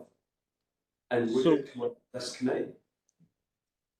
Potentially, yes. So there is one of the reasons that the landlord registration scheme was brought in was it was under the antisocial behaviour legislation, and it was to tackle cases just like that where a landlord is not actually tackling the behaviour of their tenants. Now, a private landlord can't issue an ASBO, obviously. However, there are avenues for them to actually deal with a tenant and, if necessary, evict a tenant. So there are actions that they can take, and if they don't take action in those directions, then that could be a case where we would look at rent penalty notices, look at potentially a fit and proper persons case being brought. So, yeah, we can obviously issue ASBOs as the council, but it wouldn't necessarily be us in every case. We'd be looking to the landlord to see what they were going to do. So it will go back to the question that Elizabeth asked at the start of 6 years of being a councillor. So of all the years of me being a councillor, has the council ever issued an ASBO against an antisocial private tenant? And what would be the mechanism for doing that? We will have. Now, I'd have to come back to you on details though, councillor. It's been a while since we've done one, but we have done them in the past. So I'm happy to take that away and come back to you. Okay, it's probably an unfair question to put one year in here and there, but given what we're talking here, I think it's important to get what it is we're doing with regard to private landlords, and especially when we're talking about antisocial legislation and catch, put it in that context. The biggest issue we've got is the idea of RCH will continually tell us we've taken action against X, Y, and Z because of antisocial behaviour, but they've just moved to a private lay 2 roads further down the road further forward. So just for me as an elected member, it's just to get my head around of where that fits. And what you're actually saying is, Jim, it fits with the council, which is fine. I suppose the risk is, so it fits with the council in terms of we can take action against the landlord. However, what we will find is that people do have to live somewhere, and unfortunately, somebody's evicted by RCH, they will appear somewhere else. So problems will continue to happen. Can I just say clarification when you say that?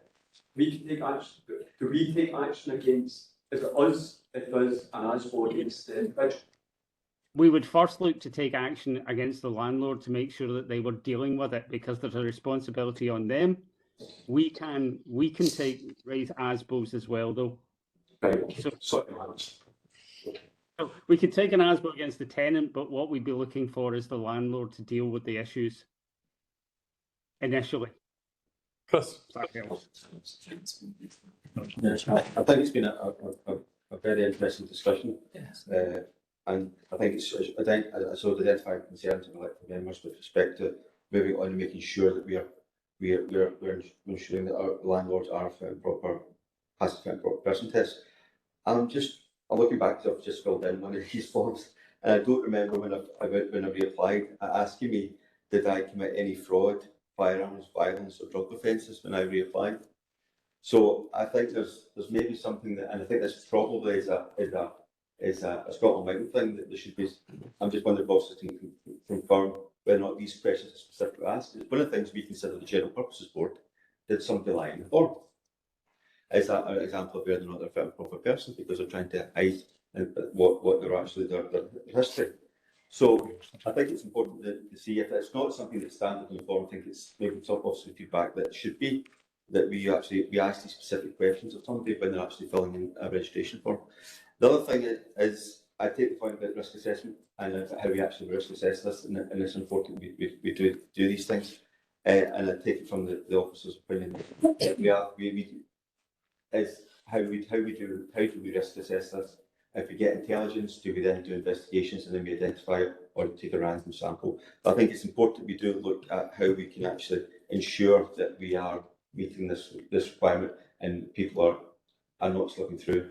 But I'd be interested in the first aspect. Is this part of the application form? As I say, I can't remember coming up and just going to reply. So council, there's a standard part the application for the registration form that actually asks about any unspent convictions, and it's similar to a lot of application forms that would ask that question. It's not specific about those criteria.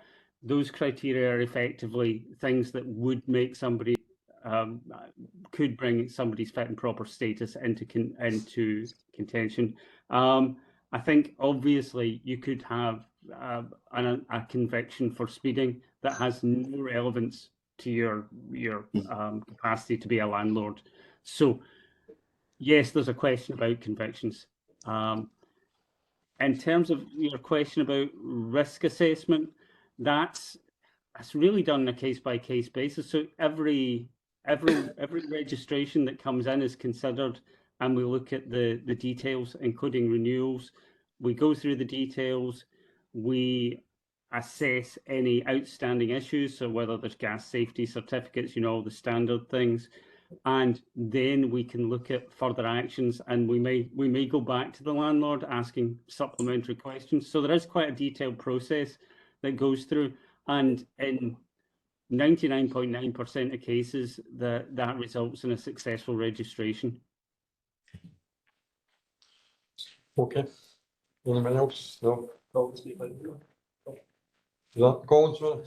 It's just to come back to clarify what John's going to say there. I mean, I would really like to see the police get involved in any potential application, whether it's an objection or observation. I know for a fact that there is landlords, private landlords who are using sex for rent. It's an Inverclyde. There was a Scottish Government Select Committee which identified Inverclyde as being an area of high, of having human trafficking. And that human trafficking was to provide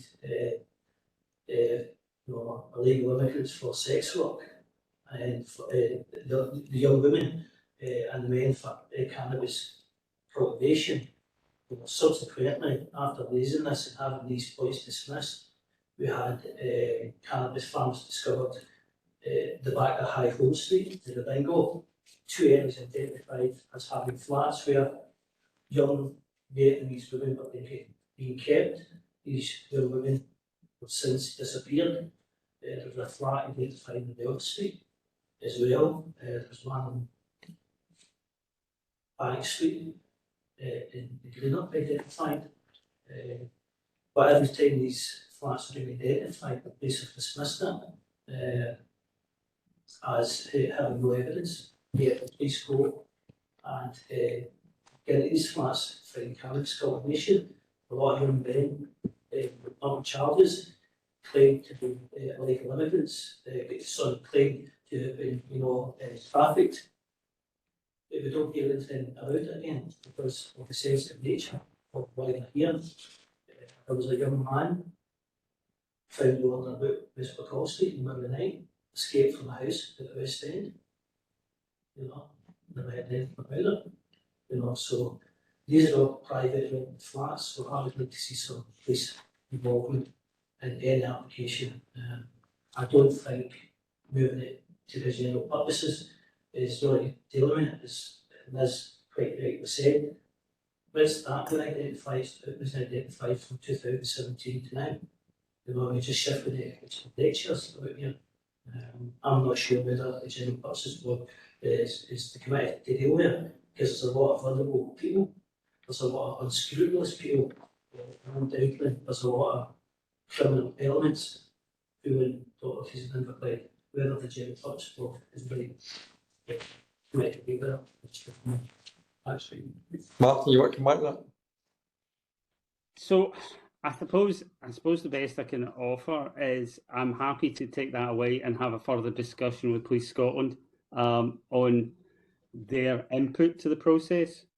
They, as I say, in the past, they've only wanted to see maybe a sample of registrations. but I'm happy to take that away and have a further conversation with them. Okay.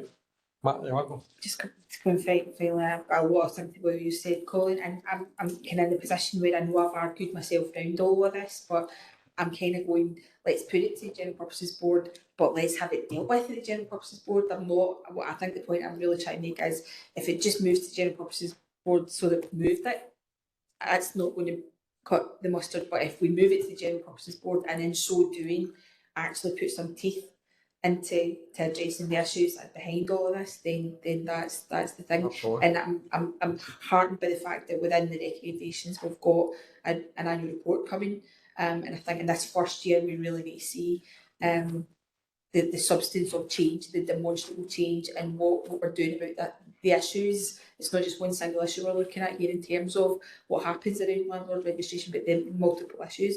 And seeing that first annual report is going to be absolutely crucial. Okay, are we going to agree recommendations? Yeah. Okay, thanks very much. Okay, item number 12 is the property asset management report. Eddie. Thanks, convener. The report covers the outcome of 2 open space consultations, and it also provides an update on a previous open space consultation, which is an outstanding remit for the committee. So taking them in turn, the Lower Kenpwick Street consultation involved the potential use of an area for an outdoor space. There's been a relatively small number of responses, 4 responses, 2 in support and 2 against, and the main reasons for the objections were understanding that it was to be using the upper gap site, which is actually not the case as it outlined in the report. It's the lower part of Kenpwick Street is proposed. And Marketplace Kilmacombe involved use of a small area of land via SGN for a gas governor. And there were 4 responses objecting, but officers in conjunction with SGN worked with the 2 local community groups and resolved the concerns of the groups, and SGN are proposing to place the gas governor underground at that location. And the last item is the Paper Mill Road item. It's just to note that Permalot have now withdrawn interest in this site as outlined within the report. So the recommendations are to note the position on the Permalot item, and on the other 2 items the committee is asked to either approve to proceed to the next stage or withdraw from negotiations at each of the Kenpwick Street and the Marketplace Kilmacombe sites. Happy to take any questions. Okay, thanks, Eddie. One. Yeah, thanks. So I've just got a couple of points to make under 3.1 Lower Kenpwick Street. So obviously this being one of the ward councillors, I've also had discussions with the other 2 ward councillors as well. So I've got a bit of a concern around the objections that are in there, primarily the objections from the Bureau Community Council. So this is the only place I could probably raise it, just from a procedural point of view. So I think it, first of all, established that this here is an agreement of whether we're going to progress with the lease. It is not a planning, we are not a planning board. We are not taking into consideration the look and what the plans will look like after we agree the lease. So our consideration here today is purely that should we lease this bit of ground, yes or no, and not to take into consideration any sort of planning concerns, because we are not the planning board, we have not had appropriate training on that. So I think that's the first point, that the objections in terms of the planning considerations, we should just really ignore them, if you like. So it's just because that objection was quite clear that it was an objection, and that's not my recollection of the community council meetings that I attended. There were people in that room who were for this. clearly they seen it as an opportunity to improve the sort of cafe culture in Kempock Street, and there was lots of reasons why they were in favour, but also there were concerns about access to Lower Kempock Street from Upper Kempock Street and what the gap site, but they're I would class as planning considerations, and they will all hopefully be ironed out when we get to planning. So I have got that concern because clearly that objection doesn't really match the conversation in the room when the community council was. And I feel bad raising that, but I think it's important because we put some weight onto that objection. I mean, if that's not reflects the whole of the community, then I think it should state that, you know, there was pros and cons. So in terms of the mood in the room, those were pretty much in favour. The only question they had was, if we lease common good land, where does the money go in terms of the council, which was a probably valid question, but that question isn't in the objection because that was a specific question that the members of that room asked. So, so I'm really just looking for sort of clarity on that. The lease money, does that go into the common good fund or does it just go into the general coffers of the council? But just in summary, once I get that question answered, that, you know, I'm pretty much in favour, and so as the other two elected members of Gourock, that from the lease, and then the planning board will take into consideration the other concerns. Sure. Through you, convener. Clearly, Councillor Quinn has highlighted some concerns about the representations we receive from the group community council, but it's a split view. So in terms of what we're presenting to members, on the basis that the split view, it's either stop or do we go. You're absolutely right, it's not planning permission, it's just a consideration. And just for clarity, it's not within the gift of the committee to grant the lease, it's within the gift of the committee to progress to creating court action as well as getting the DD to engage. Mr Thompson can confirm, I would imagine that if it is common good funds, then any income from it would go to common good, and he's not in his head. So I'll take that as an affirmative, and hopefully that answers your questions. Yeah, so I've probably got one asked that I'm not sure of the mechanism, but should there be some guidance from community councils in terms of making representations and what their duties and roles and responsibilities are in terms of making representations? Could that be taken forward by someone? Okay, so yeah, you Yes. can do that. Yeah. Stephen and then Jim. Thanks, convener. You'll be pleased to know I'm not going to ask any questions about Gourock or get involved in that. We'll continue the convention allowing the Gourock councillors to make decisions about Gourock. In terms of marketplace in Kilmacombe, it's just to, I suppose, seek reassurance from Eddie that Colourful Kilmacombe and the Civic Trust are content with the proposal to locate the gas governor below ground, and that will be a condition of the sale, that the gas governor will be relocated below ground. Yeah, so you can feel that was the purpose of engaging specifically through SGN with the two groups, and they are both content that addresses their concerns. I would imagine it could be made a condition of that sale, Ian, I would imagine, yep. Okay, Stephen. Yeah, I'm satisfied with that. I know there is a private report as well. Yeah. I'm satisfied. I'm satisfied if there's no any objections that we should proceed to the next stage of the process, which is to obviously will be dealt with in the private report, but it's to agree that we proceed to the next stage of agreeing terms of sale. Jim. Okay, yeah, thanks. You know, I mean, there's an oft-had quote that there's only two things in life for certain, and that is death and taxes.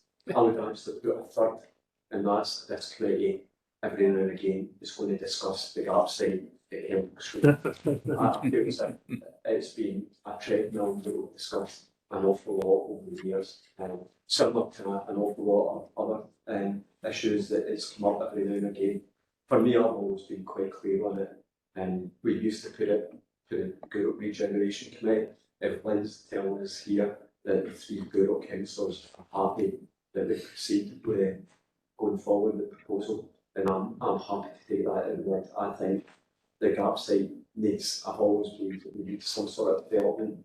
If the cafe is going to be that development or if they're going to use that, then I think it would be better that Environment on Kirkwood Street. But I would, unlike other people who always like to go in for Great Town Centre, I'm quite happy to leave it to the Environment councillors, and if they're happy with it, then I'm happy to go along with it. Okay. Anyone else want to come in? Paul? The whole street traffic culture, I think it's just a national development. Could have support as well. Certainly, it's been in front of committee many times before, and there's been proposals in the past that I thought should have went forward and didn't. So yeah, it'd be good to see something happen on the site. I'll agree. Any other members want to come in? No. Do I agree recommendations? Yeah. So it's AI and BI property. Yeah. Right. Okay. Item number 13, 14 and 15 are routine decisions and items for noting. Stuart, you want to take us through them? Okay. Okay, we're quite happy to note them. Chris, you want to come in? This on 14. Roads and transportation. Business development. Number 13. Yeah, has anybody got any, I asked if anybody had any questions on 13, 14 or 15? Yeah, okay, we'll get through them, sorry. Right, okay, item 13, Graham, you want to come in that business development service? Nobody's presenting, okay, so it says, am I speaking to Stuart? Yes. Yeah, okay. Yes, just to confirm what sort of capacity we have internally. Business development is so crucial. What we have, I know there's a few organisations naming here. If it's crucial for us, and I can think of all the things that the public ask us to do, and it's to increase that business context and the offer of good value jobs. Do we have the right balance of going out to other organisations and having quality in-house officers to support this? Sure. Not one word, Stuart. Clearly, there's a number of interventions that are available to us as a council. There is the business gateway contract, which is a tripartite contract between ourselves and the Environment Councils, whereby we engage contractors to deliver the core business gateway service. And that's where the volume is in terms of business support. On top of that, the business gateway contract is managed by the business development team leader, who, as well as managing the business gateway contract, also supports local businesses. And currently we have an officer who's responsible for business development activity within the department. And as such an important part of our Environment Council moving forward, do you have enough capacity within that team? Through the convener, recognising the budget constraints that we have within the available budgets. So there are business development interventions that are available to our business community. And based on the size of those business development interventions, there is adequate resource structure. Stephen, and then one. Stephen. Yeah, I mean, it's useful to get this report, which obviously outlines the different supports that we can provide to businesses in terms of sort of, I suppose, the growth and development, and potentially, I suppose, helping them be more sustainable and viable. But we are seeing more and more businesses, particularly, for example, in the hospitality sector, restaurants who are closing because basically the cost of living crisis, the increased energy costs, the impact maybe in household budgets, people maybe not eating out as much, as meaning that their businesses are not viable. It'd be useful to know what potentially we could do in those circumstances, and what wider assistance might be available beyond the council to assist with those particular businesses who've reached those sort of crisis points. Sure.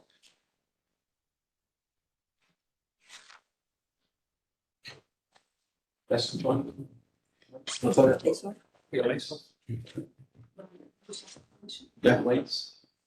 Put your light off. Thank you. Can't get them up. We've got three convener. There are a number of instances, Mr. McCabe, where businesses have reached crisis point and they've reached out. And I can think in one particular instance since Christmas, whereby the team leader has personally gone and tried to support that business. We will recognise that there are only so many interventions that we can bring to the table in terms of advice as well as financial support. I'd be interested if, when I said that we position resort, I felt a virtual pick under the table from my regeneration manager who's on the call. So I wondered if she had any comments to add to what I've already said in response to Mr. McCabe's question. Thank you, convener. Thank you. Yeah, in terms of the support that we're offering, as Stuart had set out, we are engaging with members of the business community to make sure that what we are offering is adequate. So we are doing various different engagement through the Chamber of Commerce, and then also we're looking as part of that task force piece to do a business survey to follow on from the Chamber of Commerce's business to try and make sure that we are really kind of honing what the interventions that we have are, making them fit for purpose. And we're also constantly reviewing them from feedback that we get from businesses that are engaging with us and going through the grants process to make sure that what we can do is fit for purpose. But obviously this is within a constrained resources that we have within the team. Okay, Steve. Yeah, I mean, it's useful. I suppose it's just a frustration when you see people starting up businesses, putting a lot of effort and energy in, a lot of passion in to try to make success. And I suppose probably no fault of their own comes along a cost of living crisis, the gas and energy costs go through the roof, etc., etc. It's just it isn't nice to see people who've made that effort and they end up losing their business. And I suppose there are limitations in what we can do to do that. But I think it is something that both at a sort of UK and a Scottish level, I think the governments maybe need to understand, because I mean, we all can all recall during COVID when, albeit there were frustrations in the system about the times that took to put in support, but there was a huge amount of support went in, huge amount of support from unprecedented support from the UK government filtering through down to the Scottish government, filtering down to councils to support businesses through that very, very difficult period. And now we are seeing businesses who potentially survived COVID because of the support they got are maybe not able to survive this cost of living crisis. So it's something I think that it needs to be fed through to national governments as well, that more needs to be done to support these businesses who are important businesses, for example, in our town centres as well. We're trying to regenerate and sustain our town centres, and these businesses are struggling, and without support, they're not going to survive this cost of living crisis. Sure. Clearly, the interventions that the business development team have are economic development interventions, and many of the interventions which we provide are as a funder of last resort. So, for example, the business support mechanisms that we may deploy to certain businesses will be far more risky than what you have with, for example, a bank or another lending source. So, in terms of trying to provide that final piece of support to ensure that people do sustain the business, that's clearly what our economic development functions all about. One, you next. Yeah, thanks. Yeah, thanks for the report. It was really good to kind of pull that all together. So it's really great. So as you'll know, yesterday was International Women's Day, and we had a great event run with the council last night at the Beacon. So I want to thank the members of the business development team who came along there and had conversations with some of the females in the room. So it's not really a surprise that I'm going to ask a question about female entrepreneurs. So the UK government proposed review of female entrepreneurship identified, issues for females setting up their businesses, and the fact that females usually receive less funding, and start-up funding being their number one barrier. So it was established that women are less likely to know what their funding options are, and they're also less likely to take on debt. So my question is, how are we monitoring and recording the data with a gender split to ensure that our females are accessing the funding that's there proportionally? Thank you. Sure, Jennifer. I can take that. Jennifer, when you go. Thank you, Convener. Thank you, Councillor. I'll need to take that question back to the team and ask about the monitoring of that. We are aware, obviously, about the need to boost and support female entrepreneurs as a bit. They do have some more barriers to overcome. And so yeah, we obviously did the women's event just before Christmas, I think kind of November, December time, and it is something that we are looking to do some work around the networking and peer-to-peer support, particularly for women entrepreneurs, but also for any entrepreneurs. But yeah, I'll take that back to the team and I'll find out that information if we've got it, and I'll let you know. Thanks, Jennifer. Great, thanks. Chris, did you have your hand? I did. Thank you. Just with respect to a couple of questions, just sort of like a question related to the business loans and 3.21. Do you have an idea about how many of the loans you've actually provided recently? And also, just with respect to how the availability of business facilities meshes with the requirement for startups in the Inverclyde area. Are we content that we have enough facilities to actually provide for startups? You know, smaller facilities with access to what you call to desks, etc., storage facilities that they can actually enable somebody to start up a business in. Sure. Jennifer, you worked on that. Thank you, Convener. In terms of the business loans we've got the business loan scheme. In the last year, we've offered 2 loans of £5,000. The initial budget for that is £13,560. So there's a small amount remaining for that. In terms of previous years, again, I'll need to take that back to the team and check what was there. That's a 3-year loan, and it has been offered previously. The special intervention loan, we have got 2 loans there again, both £25,000 each, and we've got further funds available for that as well. And again, it's I think that's a 5-year loan. I'm trying to double check, 5 years to pay that loan back. We are doing some work to promote our loans and our grants that we offer. We're doing flyers through the council tax letters that will go out, so we are trying to boost that, and that's something that the team are discussing, how we do further promotion to make sure businesses are well aware of the services that we offer in terms of those loans and grants. In terms of the business premises, we recently did a survey through the task force where we looked at the available businesses and the quality business premises and the quality of the business premises, and it would from that we felt that there is a lack thereof, particularly on that small scale, suitable for a startup. Many of the business premises that we have require investment to get them up to scratch for a trading business. So yeah, we do recognise that there is a dearth of business premises there. We have had more pull inquiries through, for instance, RI and our council commercial property services for those smaller businesses as well, looking for maybe one room or small desk space, small areas for just a desk for traders and business owners. And also there's been a social enterprise recently has started up who are in Greenock, who are engaging with businesses around about the creative industries, and that's more of that kind of startup incubation type units that they're working with, and the business development team have been working with that social enterprise as well. But we recognise that there is a need there. Thanks, Jennifer. Okay. Thank you. Sure, you can.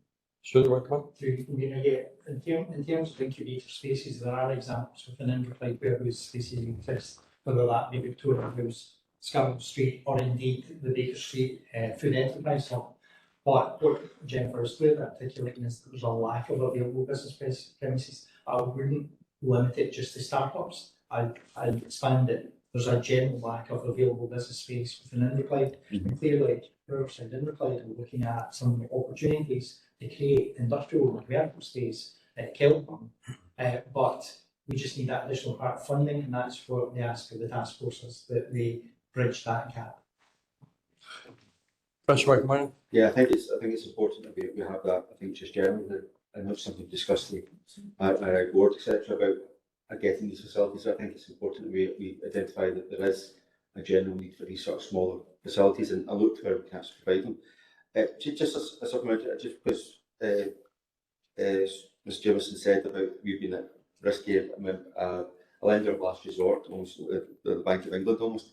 I just wondered if officers could identify you basis of what these, what they call loans to enable businesses to continue to start up. Have we had any default on these loans? Have these loans all been successful identifying that this is a great way for us to doing business? Jennifer. Again, I would need to take that back, but it's not something that's been raised with me, but I'll take that back and check with the team and see. But as far as I'm aware, I haven't had any defaults recently, but I'll double check. Sure. It's well before Jennifer's time, but obviously we were a founding member of the West Scotland Loan Fund, and there have been defaults within the business loan schemes that have been available within Inverclyde. Again, it's that funder of last resort, so you're not looking for the security of somebody's house, because the last thing you want to do as a result of trying to create some entrepreneurial spirit is that you put that risk that someone's going to lose the home. No, I quite agree. I think it's important we take these risks to what they call to get businesses up and running in Inverclyde. It's important and that risk is paying off in the most part. And I think that's the point I'm trying to make. Okay, Colin, do you want? Thanks, but if that can offer some kind of blood experience here as somebody who's taken a business through COVID and managed to survive, because I've seen an awful lot lose their business through COVID. One of the biggest obstacles to a business surviving is banks. Price of the banks are not, they're not Fraser. People try to start a business. A bank will cut your credit limit. Which eventually removes your cash flow, which can put a good profitable business out of work. I'll give this council its due. This council was one of the few councils who moved their payments to fortnightly. I deal with councils sometimes it could be 3 months. My suppliers don't give me 3 months to pay them. But this council pays within 12 months. But one of the biggest things we need to look at as well is procurement. If you're in your business, you need to show that you're financially stable. The procurement process will say you need to 3 years worth of accounts, and you need to get them signed off on before you can even tender for then work. So no business, very few businesses can last 3 years without tender for public procurement, public work. Again, one of the things that we've done is they, instead of looking and saying, look, we need 3 years worth of accounts, they introduce this flexibility around financial stability. So there is a lot of work can be done within councils. Inverclyde Council has been actually really good for this, whereas other councils let small businesses down. So I will give credit when it's due to this council. They've really worked hard to help small businesses, but the banks are certainly not a friend. And Chris talks about risk. It's a risky business starting up. The banks are not now prepared to take that risk, so somebody's got to step in and take that risk. It's good to know. Okay, can we agree? Item 13, yeah. Okay, item 14, I think there's a wee typo in the papers. It's the Roads and Transportation General EVCP and PCN charges for 23-24. Gail. Thank you, Convener. This report sets out proposed charging increases within the service agreed by Council during the budget process. As an amendment to the report, though, the burial charges have been updated, and you may have received the change to the appendix. If not, I would just advise that the update in the charge is due to a calculation error, and this is in relation to the cameo charge, which is a mercury abatement recharge, which is set nationally. And I may ask Matt to come in and just clarify that I've definitely got this correct. But the charge is made up of our element, which then has the 10% added, and then the cameo charge added. In the previous appendix that you received, we actually updated the cost, the full cost, by 10%. So the charge actually reduces slightly because the 10% is only on the element that is a council charge, rather than the full charge. So those charges have been updated in Appendix 1. Hopefully you have seen an updated version of that. But just to advise, this means that the single cremation charge for next financial year will now be £446.55, and the cremation for all persons over 18 will be £839.05. I'm happy to take any questions, and I see Matt's coming in. Matt, do you want anything to add to that? Well, thank you, just to confirm, yes, the cameo charge is a nationally set charge, so it's not appropriate that we increase that. That was, I think it was £29 a year a time, and it's now going up to £29.50. So that increases in its own, and we only apply the 10% to the council element of the charge, and that's why the charge is slightly different from the original figure that's come out. Okay, thank you. Elizabeth?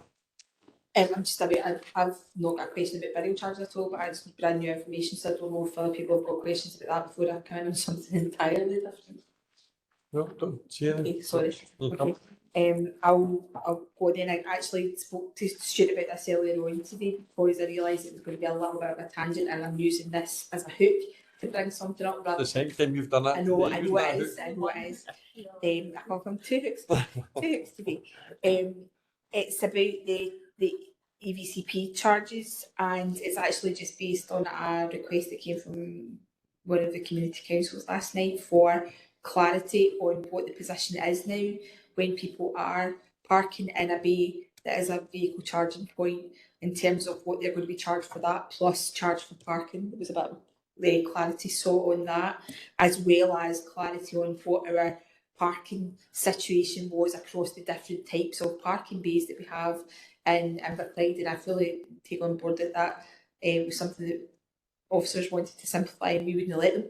So, but the public still need to know. And the third element of the question that came from the Community Council was about, and I'm going to use a for instance here, if I pay my £2 to park in the building, then halfway through the day I move up to 4th Street in Port Glasgow, am I paying another £2, or is my £2 good for the full day across the 2 towns? So I have hooked. One of them was relevant, the other two are tangential, but it was all one request for clarity and information from the Gail, do you want to do that? Yes, thank you, Convener. Thank you, Councillor. In relation to parking in a charging space, so if you are using an electric charging vehicle charging point, you will be charged with whatever is the charging regime within that car park. So if it's £2 to park, you'll be charged the £2, the connection fee, and your usage of that charging point. So if you're in a rapid charger and you use 10 units, the 10 units would be £7.50, it's 75 pence per unit, and the pound and the £2, if that makes sense. So that you will be charged for how much it costs to park in that car park, your connection charge, and then the element of electricity that you use. You pay for your parking charge within the machine that will be in the car park. The other element will be on the Charge Place Scotland card that users will have to be able to access the charging point. In relation to the charge per day, the charge per day is for that individual car park. So if you move from that car park to another car park, you will be required to pay for further parking. It's not for a zone. So you don't pay, say, £2 and you're able to park in every car park within Inverclyde that has that charging regime. It's for the individual car park, but I'm sure Gordon will keep me right if I'm incorrect in any way. Thumbs up, Gordon. Off the top of my head, I would need to check the actual charging one. Whether if you buy one in Greenock, can you go and use it in Port Glasgow? I would need to go and check that and come back to you on it. Off the top of my head, I can't remember. I was really just parking, excuse my pun here, the 3 points of the question. I'm just hoping that we can maybe get some communication back, just so we can feed back to the community council. But the kind of clarity on what the whole scheme is across different types of parking is probably a point for wider corporate comms to the public in general. Sure.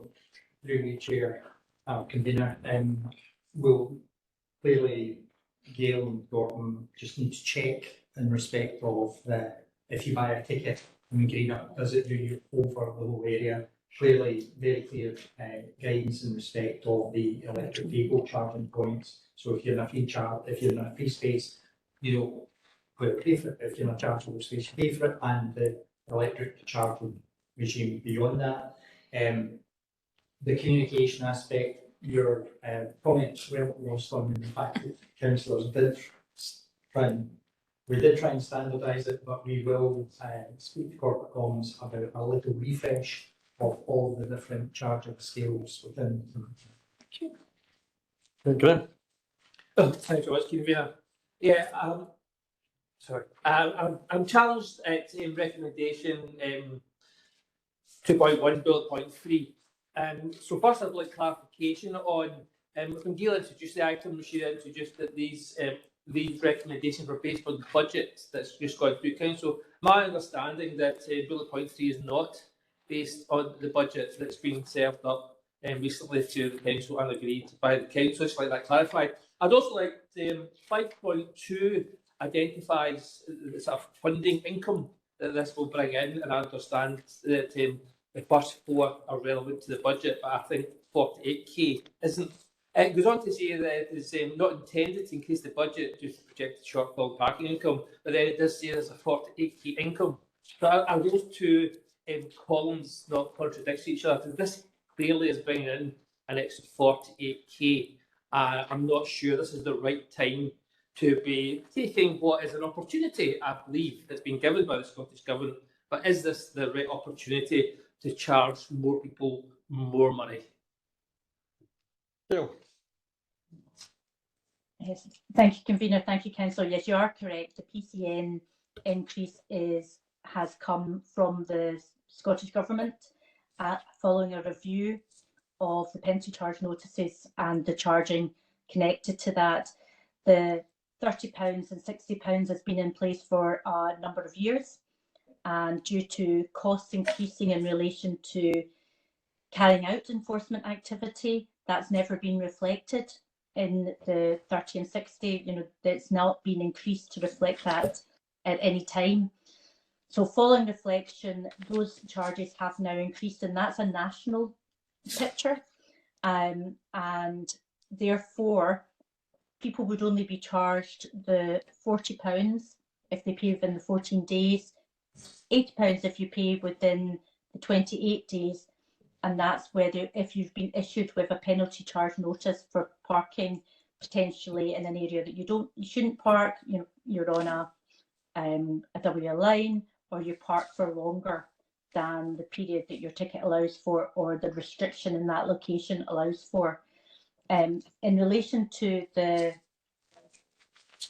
48,000 that's anticipated, the reason that it's not an income is because it's to support the enforcement activity.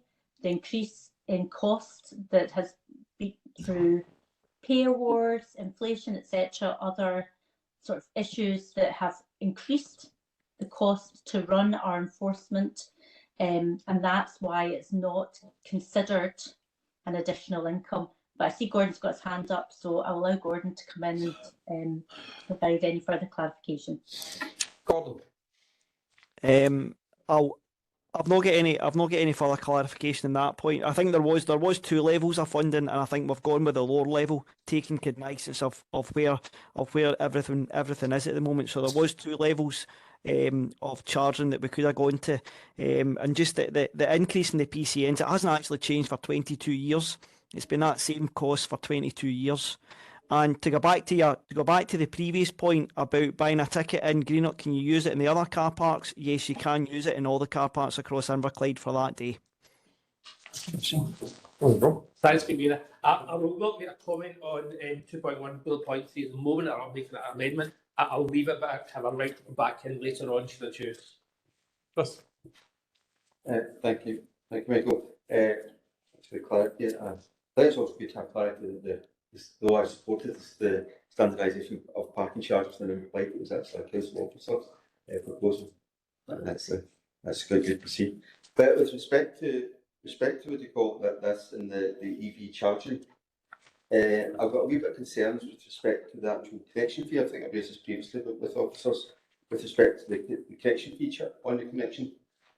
Because going by the sort of magnitude we're actually doing now with respect to from 20p to 50p a unit, which is obviously to do with the cost of electricity, and 76p. So I've got no issue with these, but the actual connection fee I think is maybe a little bit of an issue, because if you do have issues and you're trying to connect an electric vehicle and it says it connects as you get maybe about 2 or 3 joules out of the thing, and it disconnects, you connect again, you get £1, and it happens again. Sometimes these things happen. So I'm just wondering whether officers could whether or not it's worthwhile actually removing that connection fee charge, because I don't think actually, when you look at the actual relevant cost now, we're actually going to be charging for the per kilowatt hour.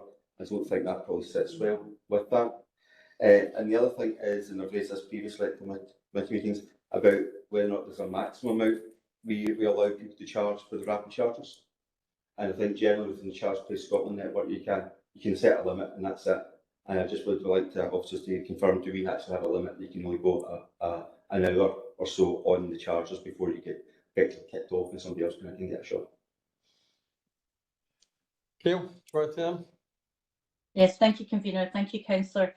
We're currently within doing an exercise with our partners within the City Region, and that's looking at the strategy for electric vehicle charging and expansion plans. And part of that is looking at maximum stays, the charging regime, to look at ensuring that we are similar to potentially private providers as well as other local authorities.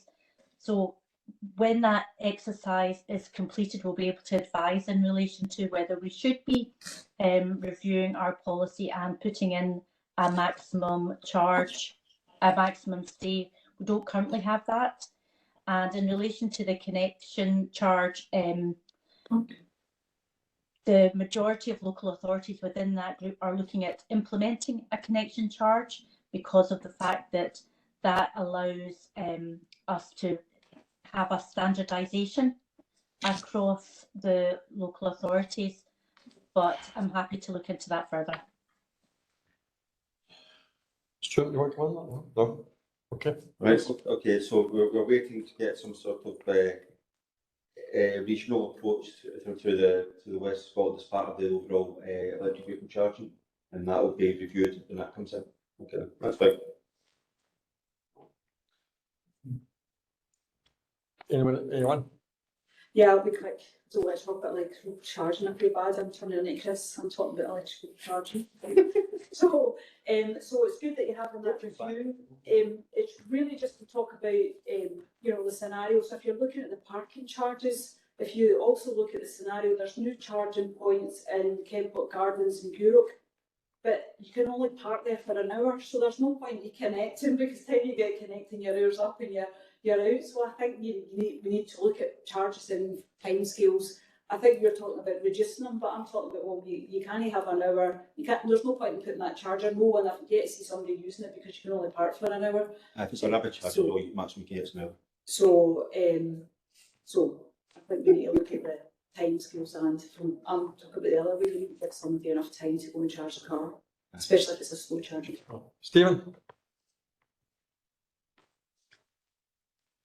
I'm just going to disagree with Graham on the penalty charge notices. You don't incur a penalty charge, Graham, if you don't commit an offence that requires you to get levied a penalty charge notice. So the one way people can avoid paying these charges is by no breaching the regulations. These have not been increased for 22 years, as Gordon said. We are looking to raise a paltry £48,000 to actually offset the cost of our parking regime in Inverclyde. Glasgow City Council set a budget on the basis of these charges going up to raise an extra £3 million. So it beggars belief how much they actually raise from penalty charge notices. And I believe Edinburgh are going to raise an extra £2.4 million. So I fundamentally don't agree, Graham, that we shouldn't increase these charges. Thanks, Stephen. Okay. Okay, thanks so much. Thanks to Councillor McCabe for his clarity. I would like to move, convener, that we delete bullet point 3 and recommendation 2.1. Quite clearly, a charge of a PCN is to deter persons from breaking the law, as other councillors and Councillor McCabe has quite rightly said, as a charge to park. There is no evidence in Scotland that drivers are using the PCNs as a parking fee. So thus we're simply breaking the law to take the £30 hit. So the fact that this remains a deterrent of £30 or £60 if it's paid, or so it's a £60 paid early, pay 30, I think that remains an appropriate deterrent to have people who choose to break the law. So I would recommend that we delete that third bullet point, then the charges remain for the 23rd year at £60 with a £30 should pay earlier. Can I just clarify that part of the PCN is to cover the administrative processes behind it all, similarly to the licence fee that we have in the licensing board, covering the administration behind administering a licence, and that's something that I have to say, Councillor Brooks, is the convening the licensing board is trying to increase. So it's a similar principle. Okay. Well, can I suggest to Councillor Robertson that actually paying a fee for a licence is different than paying a penalty for parking illegally. Yeah, sorry, I know we've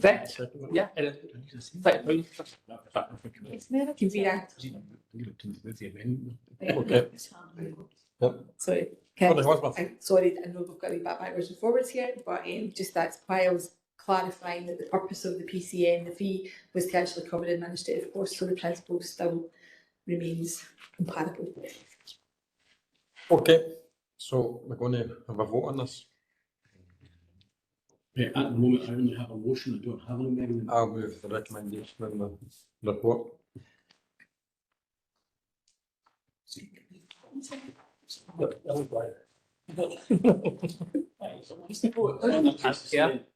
On that basis, then the motion is by Councillor Brooks, which is to omit the third bullet point on page 123 under recommendation 2.1. Is that correct? Correct. Yeah. And the amendment is to agree the recommendation 2.1 bullet point 3. The roll call. Councillor Brooks, motion or amendment? Motion. Councillor Cassidy, motion or amendment? Amendment. Councillor Clockerty, motion or amendment? Amendment. Councillor Crowther, motion or amendment? Amendment. Councillor Kirby, motion or amendment? Amendment. Councillor Jackson, motion or amendment? Amendment. Councillor McCabe, motion or amendment? Amendment. Councillor McCormick, motion or amendment? Amendment. Councillor Quinn, motion or amendment? Amendment. And Councillor Robertson, motion or amendment? Amendment. The amendment is carried by 9 votes to 1, so that the recommendation 2.1 bullet point 3 is approved. Okay, thank you. Okay, item number 15 is the naming of private road serving the new development of Whiteway Road in Kilmacombe. Agreed. Agreed? Yeah. Okay. Okay, the following items will be held in private.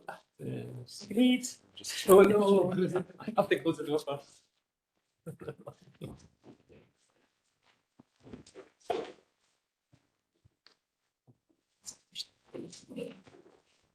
No, thanks.